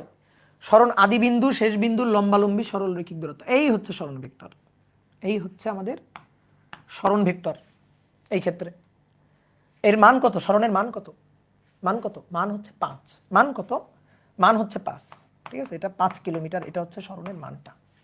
তা আমরা এখন এই সরণ ভেক্টরটাকে প্রকাশ করতে চাই। দেখো খুব ভালো করে বুঝো। তুমি এখান থেকে এখানে গেছো না আগে? তাহলে এখান থেকে এখানে গেছো, দেখো তাকাও, এখান থেকে এখানে গেছো। আগে এই ভেক্টরটার কথা আমরা বলি। কোন অক্ষে গেছো? এক্স অক্ষে। কয় একক? 4 একক। 1 একক, 2 একক, 3 একক, 4 একক। তাহলে 1 একক মানে আই ক্যাপ। তাহলে এটা কত আই ক্যাপ? এটা কিন্তু শুধু মান। তাহলে আমি ভেক্টর ফরম্যাটে বললে কি বলবো? 4 আই ক্যাপ। বুঝছো? এবার আসো 3 কিলোমিটার গেছো কোন অক্ষে? উত্তর দিক ওয়াই অক্ষে। কয় একক? 3 একক। 1 একক, 2 একক, 3 একক। ওয়াই অক্ষ বরাবর একক ভেক্টর কি? ওয়াই অক্ষ বরাবর একক ভেক্টরটা কে? J cap. এই জে ক্যাপ সাহেবকে তুলে আনো, জে ক্যাপ সাহেবকে তুলে আনো, এই যে জে ক্যাপ সাহেব, এটা জে ক্যাপ, জে ক্যাপ, এই আর একটা জে ক্যাপ, এই আর একটা জে ক্যাপ। কয়টা জে ক্যাপ? 3টা জে ক্যাপ। তাহলে এটাকে কি লিখবো? 3 জে ক্যাপ ভেক্টর। মান কিন্তু 3 জে ক্যাপ কিন্তু ভেক্টর হয়ে গেল। 4 কিন্তু শুধু স্কেলার, কিন্তু 4 আই ক্যাপ ভেক্টর। তাহলে দুটো ভেক্টর না? দেখো তো, এই একটা ভেক্টর 4 আই ক্যাপ, আর এই একটা ভেক্টর 3 জে ক্যাপ। তাহলে সরণ ভেক্টরটা কত জানো? সরণ ভেক্টর কত? 4 I cap plus 3 J cap kilometre. এই যে দেখো ভেক্টরকে প্রকাশ করলাম, সরণ ভেক্টরকে প্রকাশ করলাম, বুঝলা? সরণ ভেক্টরকে প্রকাশ করলাম। তো প্রকাশ করতে আই ক্যাপ জে ক্যাপ লাগছে। আই ক্যাপ জে ক্যাপ কি ছিল? আয়তাকার ভেক্টর। তো এইগুলোই হচ্ছে আয়তাকার ভেক্টরের কাজ। এবার আমি মুখে মুখে বলবো, তুমি আমাকে ভেক্টরকে প্রকাশ করে দিবা। মুখে মুখে আমি বলতেছি, তুমি আমাকে প্রকাশ করে দিবা। আমি প্লাস এক্স অক্ষে, প্লাস এক্স অক্ষে 3 কিলোমিটার গেলাম, দেন প্লাস ওয়াই অক্ষে অতপর, ঠিক আছে, অতপর প্লাস ওয়াই অক্ষে 2 কিলোমিটার গেলাম, দেন মাইনাস জেড অক্ষে, মানে জেড অক্ষে ঋণাত্মক দিকে, জেড অক্ষে 1 কিলোমিটার গেলাম। তাহলে আমার সরণ ভেক্টরটা বলো, সরণ ভেক্টরটাকে প্রকাশ করো, সরণ ভেক্টরটাকে প্রকাশ করো দেখি। আমি সবার পারা চাই। এই তো, তোমরা তো খুব বুদ্ধিমান, দেখছো? এই তো বুঝে গেছো যে প্লাস এক্স অক্ষে 3 কিলোমিটার, তাহলে ভাই 3 আই ক্যাপ। তারপরে ওয়াই অক্ষে 2 কিলোমিটার, তাহলে ভাই প্লাস 2 জে ক্যাপ। জেড অক্ষের ধনাত্মক দিকে কে ক্যাপ, তাহলে জেড অক্ষের ঋণাত্মক দিকে কি হবে? মাইনাস কে ক্যাপ। তাহলে মাইনাস 1 কে ক্যাপ, এত কিলোমিটার। এই হচ্ছে তোমার সরণ ভেক্টর। তাহলে আয়তাকার ভেক্টরের কাজগুলো বুঝছো? যদি আমি সাপোজ দেখো এভাবে লিখে যদি প্রকাশ করি, তাহলে কত সহজে প্রকাশ করা গেল, সহজে প্রকাশ হলো, সহজে প্রকাশ। কিন্তু কাউকে যদি তুমি এভাবে বুঝাইতে চাও যে আমি এক্স অক্ষ বরাবর গেলাম 4 কিলোমিটার, ওয়াই অক্ষ বরাবর গেলাম 3 কিলোমিটার, তারপর জেড অক্ষের নেগেটিভ দিকে গেলাম হচ্ছে 1 কিলোমিটার, এটা বলতে গেলে তো তোমার মনে করো যে সকালবেলা যা খাইছো সব হজম হয়ে যাবে। অনেক কষ্ট না বলা, বাংলা এইভাবে লিখে বলা অনেক কষ্ট না? বাট তুমি যদি এটা লিখে দাও না, আর সে যদি ফিজিক্স জানে, সে যদি ভেক্টরের তার বেসিক জ্ঞান থাকে, তাহলে সে বুঝে যাবে, ও আচ্ছা এটা, তার মানে তুমি ভাই এক্স অক্ষে 3 একক গেছো, দেন ওয়াই অক্ষে 2 একক গেছো, আর জেড অক্ষের ঋণাত্মক দিকে 1 একক গেছো। সে কিন্তু সুন্দর করে এটা বুঝে গেল। কি ক্লিয়ার? তাহলে আমরা এগুলো আরো সামনে দেখব। তাহলে আয়ত একক ভেক্টরের কাজটা বুঝলাম। এবার কত নম্বর গেল? 13, 14 নম্বর। দেখো অনেকে কিন্তু সবগুলা পড়ায় না, অনেকে কিন্তু সবগুলা পড়ায় না, কয়েকটা পড়ায় বাকিগুলো পড়ে না, কিন্তু আমি কিন্তু সবগুলা সুন্দর করে বুঝাই দিচ্ছি যাতে তোমার কনসেপ্ট একেবারে ক্লিয়ার হয়। এবার কি? এবার আসো অবস্থান ভেক্টর। তো অলরেডি এটার ব্যাখ্যা করছি, কিন্তু অবস্থান ভেক্টর, অবস্থান ভেক্টর আর একটা নাম আছে ব্যাসার্ধ ভেক্টর। অবস্থান ভেক্টর বা ব্যাসার্ধ ভেক্টর একই আসলে। অবস্থান ভেক্টর বা ব্যাসার্ধ ভেক্টর, অবস্থান ভেক্টরকে পজিশন ভেক্টর বলে, পজিশন ভেক্টর বা রেডিয়াস ভেক্টর, রেডিয়াস ভেক্টর। অবস্থান ভেক্টর, অলরেডি অবস্থান ভেক্টর নিয়ে একটু কথা বলছি। কি অবস্থান ভেক্টর? হচ্ছে মূল বিন্দুর সাপেক্ষে কোনো বিন্দুর অবস্থান যে ভেক্টর দিয়ে প্রকাশ করব। তাহলে কার্তেশীয় স্থানাঙ্ক ব্যবস্থায় মূল বিন্দুর সাপেক্ষে, কার্তেশীয় স্থানাঙ্ক ব্যবস্থায় মূল বিন্দুর সাপেক্ষে, মূল বিন্দুর সাপেক্ষে কোনো বিন্দুর অবস্থান, মূল বিন্দুর সাপেক্ষে কোনো বিন্দুর অবস্থান যে ভেক্টরের সাহায্যে প্রকাশ করা হয়, যে ভেক্টরের সাহায্যে প্রকাশ করা হয়, যে ভেক্টরের সাহায্যে প্রকাশ করা হয়। তো আমি দুইটা চিত্র এঁকে দেখাই দিচ্ছি, ত্রিমাত্রিক, দ্বিমাত্রিক। তো প্রথমে আসো দ্বিমাত্রিক। দ্বিমাত্রিক মানে এক্স আর ওয়াই, এক্স আর ওয়াই অক্ষ। এটা মূল বিন্দু 0, 0। তাহলে মূল বিন্দু 0, 0, এটা হচ্ছে ধরো পি বিন্দু। আমরা পি বিন্দুর অবস্থান প্রকাশ করতে চাই। তো পি বিন্দুর স্থানাঙ্ক 4, 3 এরকম। তো 4x 3y, তার মানে এক্স ওয়াই। পি বিন্দুর স্থানাঙ্ক কত? X Y. তো তাহলে মূল বিন্দুর সাপেক্ষে পি বিন্দুর অবস্থান আমরা যে ভেক্টরের সাহায্যে প্রকাশ করব। মূল বিন্দুর সাপেক্ষে পি বিন্দুর অবস্থান, তাহলে মূল বিন্দু থেকে পি বিন্দুর দিকে এই যে ভেক্টর দিয়ে প্রকাশ করা হবে সেটাই হচ্ছে পি বিন্দুর অবস্থান ভেক্টর। তো ধরো এটাকে আর দিয়ে প্রকাশ করলাম, এই যে এটাই হচ্ছে আরই হচ্ছে পি বিন্দুর অবস্থান ভেক্টর। তাহলে মূল বিন্দুর সাপেক্ষে ও 0 0 এর সাপেক্ষে পি এক্স ওয়াই বিন্দুর অবস্থান ভেক্টর, বিন্দুর অবস্থান ভেক্টর ওপি বা আর ইকুয়াল টু, সবাই তাকাও, বলো কি লিখবো, বলো শিখছো তুমি, এতক্ষণ শিখাইছি তোমারে, বলো কি লিখবো, বলো এবার এক্স অক্ষে একক ভেক্টর, ওয়াই অক্ষে একক ভেক্টর দিয়ে বলো এবার কি বলবো, বলো X I cap then Y J cap. ভাই বিন্দু কত, বিন্দু এক্স ওয়াই, এক্স এর সাথে আই লাগাই দিবা, ওয়াই এর সাথে জে লাগাই দিবা, এর চেয়ে সহজ জিনিস হয় এক্স এর সাথে আই ক্যাপ, ওয়াই এর সাথে জে ক্যাপ, এই হচ্ছে অবস্থান ভেক্টর, যে পি বিন্দুর অবস্থান ভেক্টর। দেখছো কত সহজ জিনিস। ঠিক আছে, অবস্থান ভেক্টরকে রেডিয়াস ভেক্টরও বলে, রেডিয়াস ভেক্টরও বলে। এই যে অলরেডি একে দেখাইছি, ধরো এটা হচ্ছে অক্ষ, কোন একটা বস্তু ধরো এভাবে ঘোরা হচ্ছে, এভাবে ঘুরতেছে, তাহলে এই অক্ষের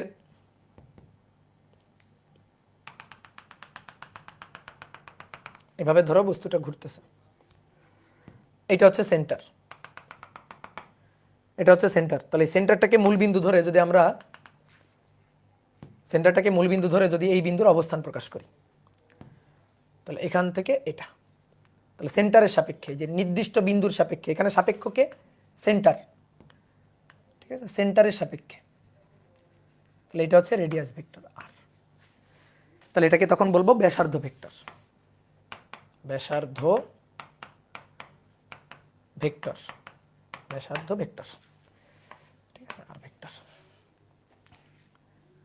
ক্লিয়ার, ডান। এবার আর দুটো সংজ্ঞা, সরি তিনটা।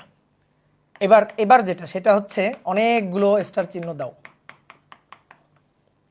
বিপ্রতীপ ভেক্টর, বিপ্রতীপ, বিপ্রতীপ বা আরেকটা নাম আছে ব্যতিহার, বিপ্রতীপ বা ব্যতিহার ভেক্টর, রিসিপ্রোকাল, ঠিক আছে, রিসিপ্রোকাল ভেক্টর,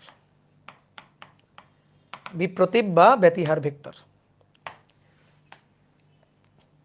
এবার এটা আবার কি জিনিস দেখো, বিপ্রতীপ, নট বিপরীত, বিপরীত নয়, নট বিপরীত, বিপরীত বলা যাবে না, বিপরীত না, কি বিপ্রতীপ মানে কি, মানে হচ্ছে দেখো দেখি তোমাদের জিজ্ঞেস করি, 5-এর বিপরীত বলো তো দেখি, বলো বলো বলো বলো, 5-এর বিপরীত, 5-এর বিপরীত হয় -5, আবার 5-এর বিপরীত হয় 1/5, এইটারে বলা হয় যোগাত্মক বিপরীত, আর এইটারে বলা হয় গুণাত্মক বিপরীত। ঠিক আছে, অনেকে আবার বলতে ভাই এটা কেমন কথা, এটা তো বিয়োগাত্মক বিপরীত, এটা তো ভাগাত্মক বিপরীত। শোনো, বিয়োগ ভাগ বলে কিছু নাই, বিয়োগ ভাগ বলে কিছু নাই, আসলে সবই যোগ এবং সবই গুণ। কেমনে, ধরো আমি তোমার বললাম 10-এর সাথে 2 যোগ করো, তার মানে 10 যোগ 2 12। এবার তুমি বললো ভাই 10-এর সাথে 2 বিয়োগ করো, না, 10-এর সাথে 2 বিয়োগ করা মানে -2 যোগ করা, বুঝছো, 10 থেকে 2 বিয়োগ করা মানে -2 যোগ করা 8। তাহলে আমি আসলে কি করলাম, যোগ করলাম, যোগই করলাম, তাহলে দুনিয়াতে সব আসলে যোগ। 10-কে 2 দিয়ে ভাগ করো, যে ভাই ভাগফল 5, হ্যাঁ, আমি বললাম না, আমি এই কথা মানতে চাই না, আমি বলবো 10-কে হাফ দিয়ে গুণ করো তো 5। তাহলে সকল বিয়োগই যোগ আসলে, এবং সকল ভাগই আসলে গুণ। তো এই কারণে যোগাত্মক এবং গুণাত্মক, তো এটা যোগাত্মক বিপরীত, এটা গুণাত্মক বিপরীত, ভাগাত্মক বিল না, আবার যোগাত্মক গুণাত্মক। কোন ভেক্টরের গুণাত্মক মানের বিপরীত, গুণাত্মক মানের যে ভেক্টরটা, গুণাত্মক বিপরীত মানের যে ভেক্টরটা, সরি, গুণাত্মক বিপরীত মানের যে ভেক্টরটা তাকেই বলা হয় বিপ্রতীপ ভেক্টর। অর্থাৎ এটা কোন ভেক্টরের মান ধরো 5, কোন ভেক্টরের মান ধরো 1/5, তাহলে এটার বিপরীত ভেক্টর এটা, এটার বিপরীত ভেক্টর এটা, অর্থাৎ মান হবে গুণাত্মক বিপরীত। তাহলে কোন ভেক্টরের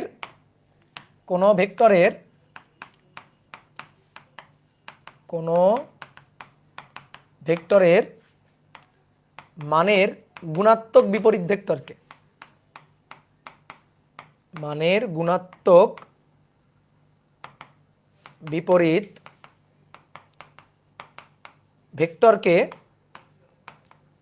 বিপ্রতীপ ভেক্টর বলে। বলো বুঝছো কিনা? কোন ভেক্টরের মানের গুণাত্মক বিপরীত ভেক্টরকে বিপ্রতীপ ভেক্টর বলে। যেমন ধরো একটা ভেক্টর এ, তাহলে এ ইকুয়াল টু ধরো 5a ক্যাপ, তাহলে এর বিপ্রতীপ ভেক্টর, তাহলে এর বিপ্রতীপ ভেক্টর বলো তো কি হবে? এর বিপ্রতীপ ভেক্টরটা এস 1/5a ক্যাপ। আচ্ছা বলো তো কোন ভেক্টরের বিপ্রতীপ ভেক্টরের মান কি চেঞ্জ হয়ে যায় নাকি? মান কি চেঞ্জ হয়ে যায়? মান চেঞ্জ হয় কি হয় না ভেবে বলো। ইয়েস অফকোর্স মান চেঞ্জ হয়, এটা 5 এটা 1/5, বিপ্রতীপ ভেক্টরের মান তো চেঞ্জ হয়। দিক চেঞ্জ হয় কিনা? উত্তর হচ্ছে না, দিক চেঞ্জ হয় না।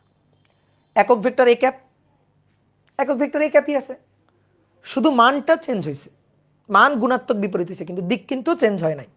তাহলে এটা যদি এ ভেক্টর হয়, ধরো এটা এ ভেক্টর, এটা হচ্ছে 5a ক্যাপ, তাহলে এর বিপরীত ভেক্টর হচ্ছে 1/5, 1/5 এর মান খুবই ক্ষুদ্র, মানে 1/5, তাহলে এটা ধরো 5, এটা ধরো 5, তাহলে এইটা হচ্ছে ধরো 1/5, তাহলে এটা হচ্ছে বিপরীত ভেক্টর 1/5a ক্যাপ।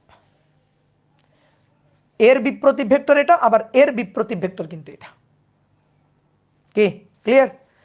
তাহলে দিক কিন্তু একই দিকে আছে, দিক চেঞ্জ হয় না। দেখো দিক যেদিকে, এরও দিক সেদিকে, এ ক্যাপ, দিক একই দিকে, তাহলে এ ভেক্টর ইকুয়াল টু ধরো 2i ক্যাপ, তাহলে এর বিপরীত B vector equal to 1/5i cap. এটা এটার বিপরীত, এটা এটার বিপরীত, সরি বিপরীত বলে ফেলছি, বিপরীত, ঠিক আছে? এ আবার এর বিপরীত, ঠিক আছে? এখন আসো 16 নম্বর হচ্ছে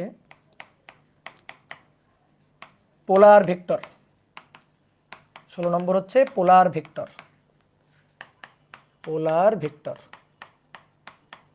চলো আমি একটু পানি খেয়ে আসি, গলা শুকাই গেছে। ঠিক আছে, আমরা দুটো পড়বো, 16, 17, এই দুটা পড়েই ছুটি আজকে, এই দুটা পড়েই ছুটি।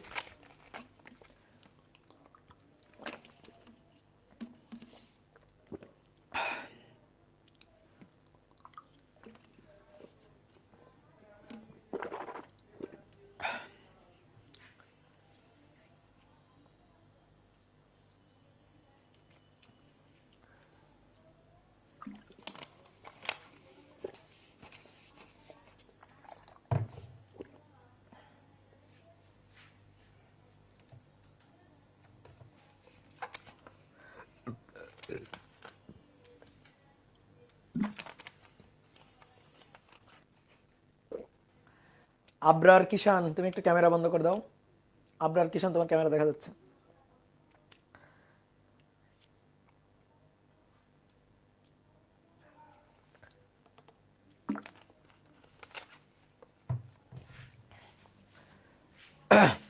এবার আসো,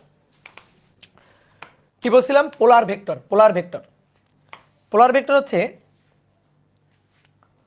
বস্তুর ঘূর্ণন গতির সাথে জড়িত নাই, ঘূর্ণনের সাথে জড়িত নাই, এরকম যে ভেক্টরগুলা, সেইগুলা হচ্ছে পোলার ভেক্টর।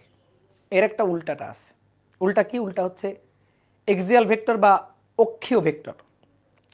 তাহলে যে সকল ভেক্টর বস্তুর ঘূর্ণনের সাথে জড়িত, ঘূর্ণন গতির সাথে জড়িত, তুমি তো 9, 10-এ শুধুমাত্র সরল রৈখিক গতি পড়ে আসছো। একটা বস্তু বৃত্তার পথে ঘুরতেও পারে না, এটা হচ্ছে ঘূর্ণন গতি, বৃত্তাকার গতি, কৌণিক গতি, সহজ কথা কৌণিক গতি।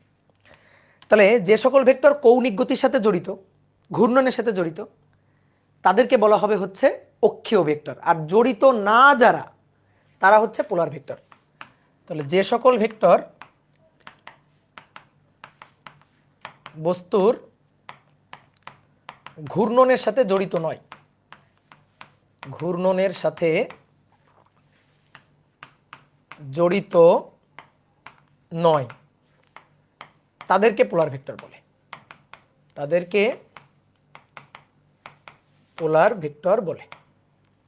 আরেকটা কথা আমরা বলতে পারি, সেটা হচ্ছে পোলার ভেক্টরের ইনিশিয়াল পয়েন্ট মানে আদি বিন্দু এবং পয়েন্ট অফ অ্যাপ্লিকেশন অর্থাৎ প্রয়োগ বিন্দু, এই দুইটা আমাদের জানা। ঠিক আছে, পোলার ভেক্টরের আদি বিন্দু বা ইনিশিয়াল পয়েন্ট জানা, বা ধরো প্রয়োগ বিন্দু মানে পয়েন্ট অফ অ্যাপ্লিকেশন, এগুলো ধরো জানা, তাদেরকে বলা হচ্ছে পোলার ভেক্টর। এবার আমি একটু বুঝাই কেমন। আর পোলার ভেক্টরের দিক হয় বস্তুর গতির দিকে, বস্তুর গতি যেদিকে সেদিকে আসলে পোলার ভেক্টরের দিক হয়। যেমন উদাহরণ কি, উদাহরণ দিলে ভালো বোঝা যাবে। উদাহরণ হচ্ছে বেগ, ত্বরণ, তারপরে বল, ভরবেগ, ঠিক আছে, এইগুলো হচ্ছে উদাহরণ। যেমন দেখো বেগ, কোন একটা বস্তু ধরো গতিশীল, যে বস্তুটা গতিশীল, তাহলে তার বেগের একটা নির্দিষ্ট দিক আছে এবং বস্তুর বেগটা কোন বিন্দুতে ক্রিয়া করতেছে তার পাদবিন্দু আমি জানি, ঠিক আছে, বা পয়েন্ট অফ অ্যাপ্লিকেশন আমি জানি। তাহলে এই বস্তুর এই যে বেগটা, এটা ঘূর্ণন গতির সাথে জড়িত নয়, এই বস্তুটা দেখো ঘুরতেছে না, এই ভি ঘূর্ণন গতির সাথে জড়িত নয়, তাহলে এইটা হচ্ছে পোলার ভেক্টর। বুঝা গেছে? এবার দেখো ভি থেকে ভি এর পরিবর্তনের হার কি, ভি এর পরিবর্তনের হারই তো ত্বরণ, ত্বরণ এ, তাহলে এ কি ভি ডিভাইডেড বাই টি না, আসলে বেগের পরিবর্তনের হার মানে সামনে ধরো ডেল দিতে পারি, তাহলে del V by del T. তাহলে বেগের পরিবর্তন যেদিকে ক্রিয়া করবে ত্বরণ সেই দিকে, ঘূর্ণন গতির সাথে জড়িত নয়। বল হচ্ছে F equal to M A, যেদিকে এফ আসলে সেদিকে। ভরবেগ P equal to M V যেদিকে পি সেই দিকে। এবার তুমি নিজেই বলো না, এই বস্তুটা সরল রৈখিকভাবে গতিশীল, এর ঘূর্ণন গতি নাই, তাহলে বেগ তার ঘূর্ণনের সাথে জড়িত, বেগ ভেক্টর কি ঘূর্ণনের সাথে জড়িত? তারপরে ত্বরণ, বল, ভরবেগ, এগুলা কি ঘূর্ণনের সাথে জড়িত? বলো, ঘূর্ণনের সাথে জড়িত, ঘূর্ণন গতি না, সরল রৈখিকভাবে গতিশীল, তাহলে ঘূর্ণনের সাথে এগুলা জড়িত না, তাহলে এইগুলাকে বলা হচ্ছে পোলার ভেক্টর। তাহলে যে সকল ভেক্টর ঘূর্ণন গতির সাথে জড়িত থাকবে তাদেরকে বলা হবে অক্ষীয় ভেক্টর। অক্ষীয় ভেক্টর যেগুলা, এইগুলার সাথে তুমি পরিচিত না। ভাই পরিচিত না, হব না কখনো? হ্যাঁ হবা। কোথায়? চতুর্থ অধ্যায়। ঠিক আছে, তোমরা কয়েকটা নাম বলো তো। এই যে একজন একটা নাম বলছো, কে জানো এটা? তোমার নাম কি? চিস.com না কি নাম দিছে এটা? একজন বলছে টর্ক। ইয়েস, টর্ক হচ্ছে একটা অক্ষীয় ভেক্টর। তাহলে এটা কত নম্বর? 16, 17 নম্বরে 17 নম্বর লিখো, এক্সিয়াল ভেক্টর বা অক্ষীয় ভেক্টর। অক্ষীয় ভেক্টর বা এক্সিয়াল ভেক্টর, বস্তুর ঘূর্ণন গতির সাথে যে সকল ভেক্টর জড়িত তাদেরকে অক্ষীয় ভেক্টর বলে। বস্তুর ঘূর্ণন গতির সাথে যে সকল ভেক্টর জড়িত, বস্তুর ঘূর্ণন গতির সাথে যে সকল ভেক্টর জড়িত তাদেরকে অক্ষীয় ভেক্টর বলে। অক্ষীয় ভেক্টর বলে। যেমন দেখো, ধরো কোনো একটা বস্তুকণা বৃত্তাকার পথে ঘুরতেছে, বৃত্তাকার পথে। তো একটু তাকাও বোর্ডে, দেখো এটা হচ্ছে সেন্টার। তুমি তো রৈখিক গতি পড়ে আসছো। যখন বস্তুটা ধরো ঘুরে এ থেকে ধরো বি পয়েন্টে আসলো, এ থেকে বি পয়েন্টে আসলে দেখো বস্তুটার কিন্তু একটা অ্যাঙ্গুলার ডিসপ্লেসমেন্ট বা কৌণিক সরণ হয়েছে। কৌণিক সরণটাকে থিটা দিয়ে লেখা হয়, এই যে থিটা। দেখো থেটার এখানে একটা তীর চিহ্ন দিছি, মানে এই তীর চিহ্ন দিয়ে আসলে কোনো ভেক্টর বোঝাচ্ছি না কিন্তু, যে ভাই থেটা কৌণিক সরণ, আপনি কি কৌণিক সরণ থেটা ভেক্টরটা বুঝাচ্ছেন? উত্তর হচ্ছে না, আমি কিন্তু কৌণিক সরণ থেটা ভেক্টরটা বুঝাচ্ছি না। এটা হচ্ছে কোন দিকে ঘুরছে সেটা, এটা হচ্ছে কোন দিকে ঘুরছে সেটা। বলো তো, কৌণিক সরণ ভেক্টর বা কৌণিক বেগ ভেক্টর, কৌণিক বেগকে রৈখিক বেগকে ভি দিয়ে প্রকাশ করা হয়, কৌণিক বেগকে ওমেগা দিয়ে প্রকাশ করা হয়। এত উচ্চ মার্গীয় কথা এখন বলতেছি না, এখন তোমার বুঝতে হবে না, এগুলো আমরা চতুর্থ অধ্যায় যখন পড়বো তখন বুঝবো। ঠিক আছে, তাহলে রৈখিক বেগের মতো কৌণিক বেগ হবে, রৈখিক ত্বরণের মতো কৌণিক ত্বরণ হবে। হ্যাঁ, ঠিক তেমনি রৈখিক সরণের মতো, রৈখিক সরণকে সরল রৈখিক, রৈখিক সরণকে এস দিয়ে প্রকাশ করি, কৌণিক সরণকে থেটা বা ডেল থেটা দিয়ে প্রকাশ করি। এই যে এটা হচ্ছে থেটা, তাহলে থেটা কৌণিক সরণ, অ্যাঙ্গুলার ডিসপ্লেসমেন্ট। তো এই অ্যাঙ্গুলার ডিসপ্লেসমেন্টের একটা দিক থাকা উচিত না? অ্যাঙ্গুলার ডিসপ্লেসমেন্ট, ডিসপ্লেসমেন্ট এর একটা দিক থাকা জরুরি না? বলো, এর একটা দিক থাকা জরুরি কিনা? অ্যাঙ্গুলার ডিসপ্লেসমেন্টের একটা দিক থাকা জরুরি কিনা? এই দিকটা কোন দিকে হবে? এই দিকটা কোন দিকে হবে? খুবই ইম্পর্টেন্ট। দিকটা হবে কোন দিকে জানো? তোমার দিকে, তোমার দিকে, তোমার দিকে। ডান হাত বৃদ্ধাঙ্গুলি, দেখো যেভাবে ঘুরতেছে সেইভাবে হাতের বাদবাকি আঙুলগুলোকে ঘোরাবা, হাতের বাদবাকি আঙুলগুলোকে ঘোরাবা। ঠিক আছে, এটা হচ্ছে থাম্বস রুল, থাম্বস রুল। এই যেদিকে ঘুরতেছে হাতের বাদবাকি আঙুলগুলোকে এভাবে মুঠো পাকাবা, মুঠো পাকাবা। বলো বৃদ্ধাঙ্গুলি কোন দিকে? বৃদ্ধাঙ্গুলি কোন দিকে? তোমাদের দিকে, বৃদ্ধাঙ্গুলি তোমাদের দিকে, লম্ব বরাবর তোমাদের দিকে। এটাই হচ্ছে কৌণিক সরণের দিক, কৌণিক সরণের দিক, অ্যাঙ্গুলার ডিসপ্লেসমেন্টের দিক। আমি একটু এভাবে বুঝাই 3D চিত্র দিয়ে আর কি। ধরো কোনো একটা বস্তু এভাবে ঘুরতেছে, এই পথে ঘুরতেছে, এইভাবে ঘুরতেছে, এই যে এই হচ্ছে ঘূর্ণন, এইভাবে ঘুরতেছে। তাহলে আমি ধরো থেটার দিক বলতে চাই, ধরো এইভাবে ঘুরতেছে, এই আমি এই যে থেটা, এই থেটার ডিরেকশনটা দেখাইতে চাই। বলো এবার কোন দিকে? যেভাবে ঘুরছে ওইভাবে হাত ঘুরাও, সব জিনিস। এই যেভাবে ঘুরছে মুঠো পাকাও এদিকে, মুঠো পাকাও এদিকে, বুঝলা? এই যে একটা হাত এঁকে দিয়ে আসো, একটা হাত এঁকে ফেলি আরো সহজে বোঝা যাবে।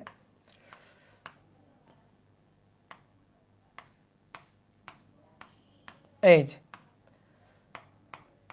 এই যে কোন দিকে? উপরের দিকে। এই যে এটাই হচ্ছে কৌণিক দিক। ঠিক আছে, এটাই হচ্ছে কৌণিক সরণের দিক, থেটার দিক বলতে পারো, ধর থেটা, থেটা ভেক্টরের দিক এটা। কি ক্লিয়ার? তাহলে এই যে কৌণিক, কৌণিক, যেমন তুমি আরেকটা উদাহরণ দিই, আরেকটা উদাহরণ দিই, ধরো টর্ক, আরেকটা উদাহরণ দিই, ধরো টর্ক। যেমন মনে করো একটা দরজা তুমি ঘুরাবা, তোমার বাসায় ধরো একটা দরজা, এটা হচ্ছে তোমার বাসার দরজাটা।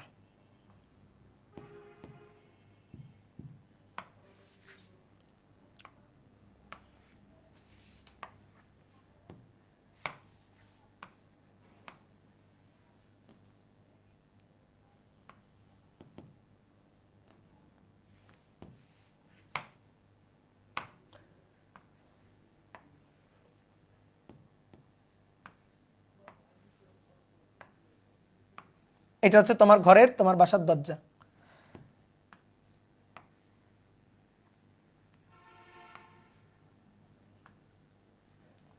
এই দরজাটাকে আমি বন্ধ করব। বলো দরজাটা কি আছে, খোলা না বদ্ধ?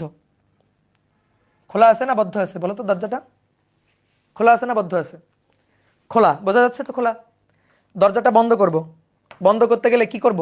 এইভাবে ধাক্কা দিব না? এই হাতল ধরে ধাক্কা দিব না? ধাক্কা দিলে দরজাটা এইভাবে ঘুরে যাবে না? দেখো এইভাবে ঘুরে যাবে না দরজাটা? দরজাটা যদি এইভাবে ঘুরে যায়, এইভাবে ঘুরে যায়, তাহলে টর্ক কোন দিকে? টর্ক, টর্ক, টর্কের দিক, টর্ক একটা ভেক্টর রাশি, টর্ক, টর্কের দিকটা কোন দিকে? এই যে তীর চিহ্ন অনুযায়ী মুঠো পাকাও, কোন দিকে? উপরের দিকে। তাহলে এই যে টর্ক হচ্ছে উপরের দিকে। এর কোনো সুনির্দিষ্ট পাদবিন্দু নেই কিন্তু। টর্কে তুমি এখানেও দেখাইতে পারো, টর্কে এখানেও দেখাইতে পারো, টর্কে এখানেও দেখাইতে পারো, সুনির্দিষ্ট পাদবিন্দু নেই কিন্তু। তাহলে এটা হচ্ছে টর্ক ভেক্টর। টর্কে হচ্ছে টি এর মাথাটা একটু বাঁকায় লেখা হয়, এগুলো আমরা চতুর্থ অধ্যায়ে পড়বো, ভয় পাওয়ার কিছু নেই, এগুলো আমরা চতুর্থ অধ্যায়ে পড়বো। তাহলে এই যে টর্ক, কৌণিক সরণ, কৌণিক বেগ, এগুলা হচ্ছে অক্ষীয় ভেক্টর। তাহলে টর্ক, উদাহরণ, উদাহরণ টর্ক কৌণিক বেগ, কৌণিক ত্বরণ, কৌণিক সরণ, কৌণিক বেগ, কৌণিক ত্বরণ, কৌণিক সরণ, এগুলো সব হচ্ছে অক্ষীয় ভেক্টর। তাহলে এই হচ্ছে ভেক্টরের সংজ্ঞা। তো এগুলো যদি পড়ো তুমি এখান থেকে ভেক্টর অধ্যায় থেকে 1 মার্কের যে কোশ্চেন আসবে তুমি পারবা। ঠিক আছে, এইবার আজকে তোমাদের ক্লাস টেস্ট। এখন একটা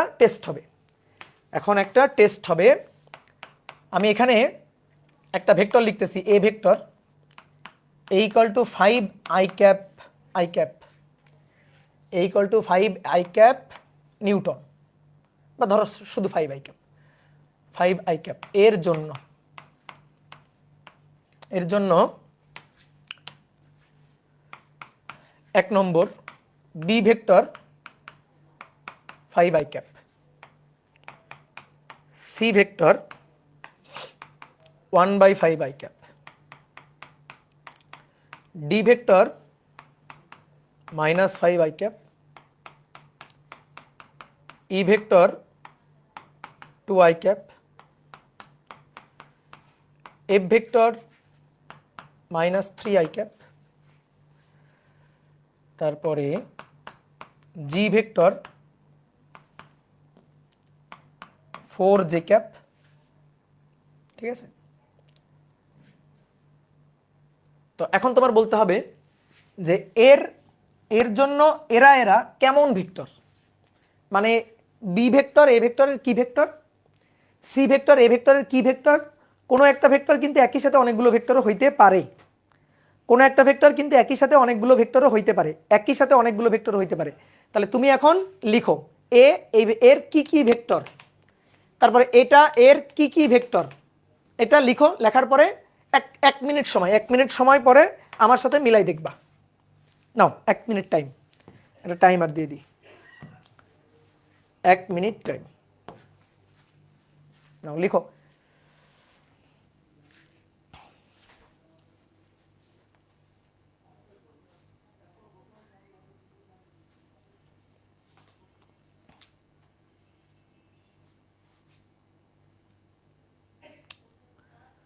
সাউন্ড হচ্ছে না? সাউন্ড হচ্ছে, সাউন্ড নিয়ে কোনো প্রবলেম নাই, সাউন্ড তো ঠিকই দেখতে পাচ্ছি,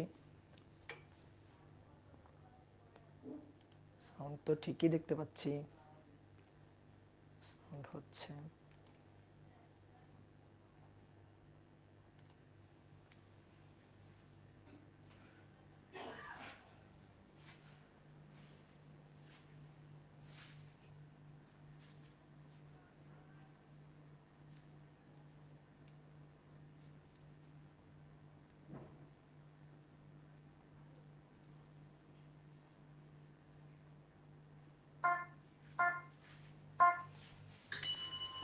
ওকে, আসো দেখো এবার আমি লিখতেছি, তুমি যাচাই করো। নাও, মান কত? 5 মান সেম, i ক্যাপ দিকও সেম, প্লাস i ক্যাপ। তাহলে এই হচ্ছে সমান ভেক্টর। i ক্যাপ তাহলে তো সদৃশ, হ্যাঁ সদৃশ। এবার 1/5 i ক্যাপ, মান গুণাত্মক বিপরীত, তাহলে এটা তো বিপ্রতীপ বা ব্যতিহার। আচ্ছা, i cap plus i cap, তাহলে তো একই দিকে হলে তো সদৃশ, হ্যাঁ বুঝতে পারছি। 5 i ক্যাপ মান সেম 5 কিন্তু i cap minus i cap, okay. বিপরীত, মান সমান, দিক বিপরীত। এবার কথা হচ্ছে এটা plus i cap minus i cap, দিক বিপরীত। তাহলে দিক বিপরীত হলে তো বিসদৃশ, হ্যাঁ দিক বিপরীত হলে বিসদৃশ। 2 i ক্যাপ মান সমান না, তাহলে এরা কি সমান বলা যাবে? সমান যদি বলি হবে না, সমান তো না। কিন্তু i cap plus i cap তার মানে সদৃশ, এই যেটা হচ্ছে সদৃশ। তারপরে -3 i ক্যাপ, আচ্ছা -3 i ক্যাপ, তাহলে -3 i ক্যাপ যদি হয়, -3 i ক্যাপ, এটার মান 5, এটার মান 3, মান বিপরীত মানে মান আলাদা।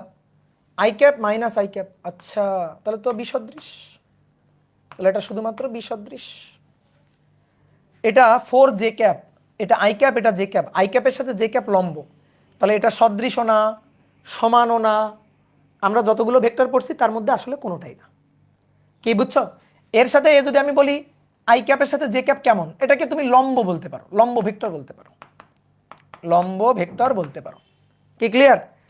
এইবার সবগুলো সবগুলো সবগুলো সবগুলো এই যে এই কটা সবগুলো দেখো, I cap I cap, I cap x অক্ষের দিকে, আই ক্যাপ এক্স অক্ষের দিকে, আর মাইনাস আই ক্যাপ এক্স অক্ষের বিপরীত দিকে, সমান্তরাল তো নাকি? সমান্তরাল না? তাহলে সবগুলা সমান্তরাল বা সমরেখ। এই সবগুলা, এটা বাদ দিয়ে, এটা কিন্তু জে ক্যাপ, এটা বাদ দিয়ে এটা লম্ব, এই যে জে ক্যাপ এদিকে আর আই ক্যাপ এদিকে, এরা পরস্পর লম্ব 90 ডিগ্রি।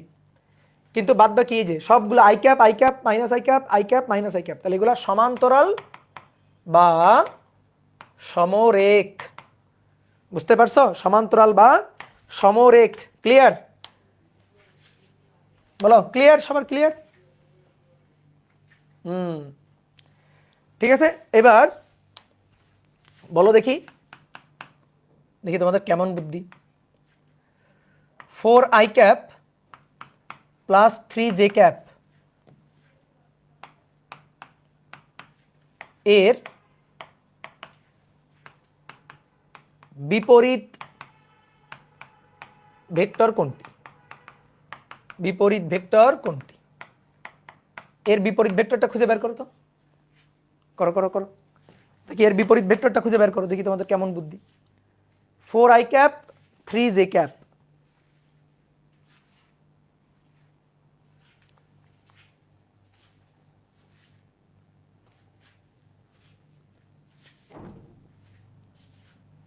(5i ক্যাপের বিপরীত ভেক্টর -5i ক্যাপ।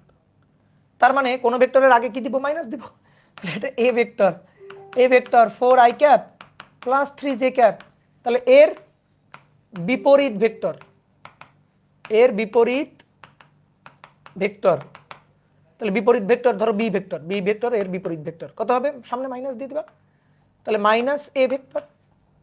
তার মানে মাইনাস কোন ভেক্টরের, তোমার যদি বলো কোন ভেক্টরের বিপরীত ভেক্টর নির্ণয় করো, তুমি সামনে একটা মাইনাস লাগিয়ে দিবা।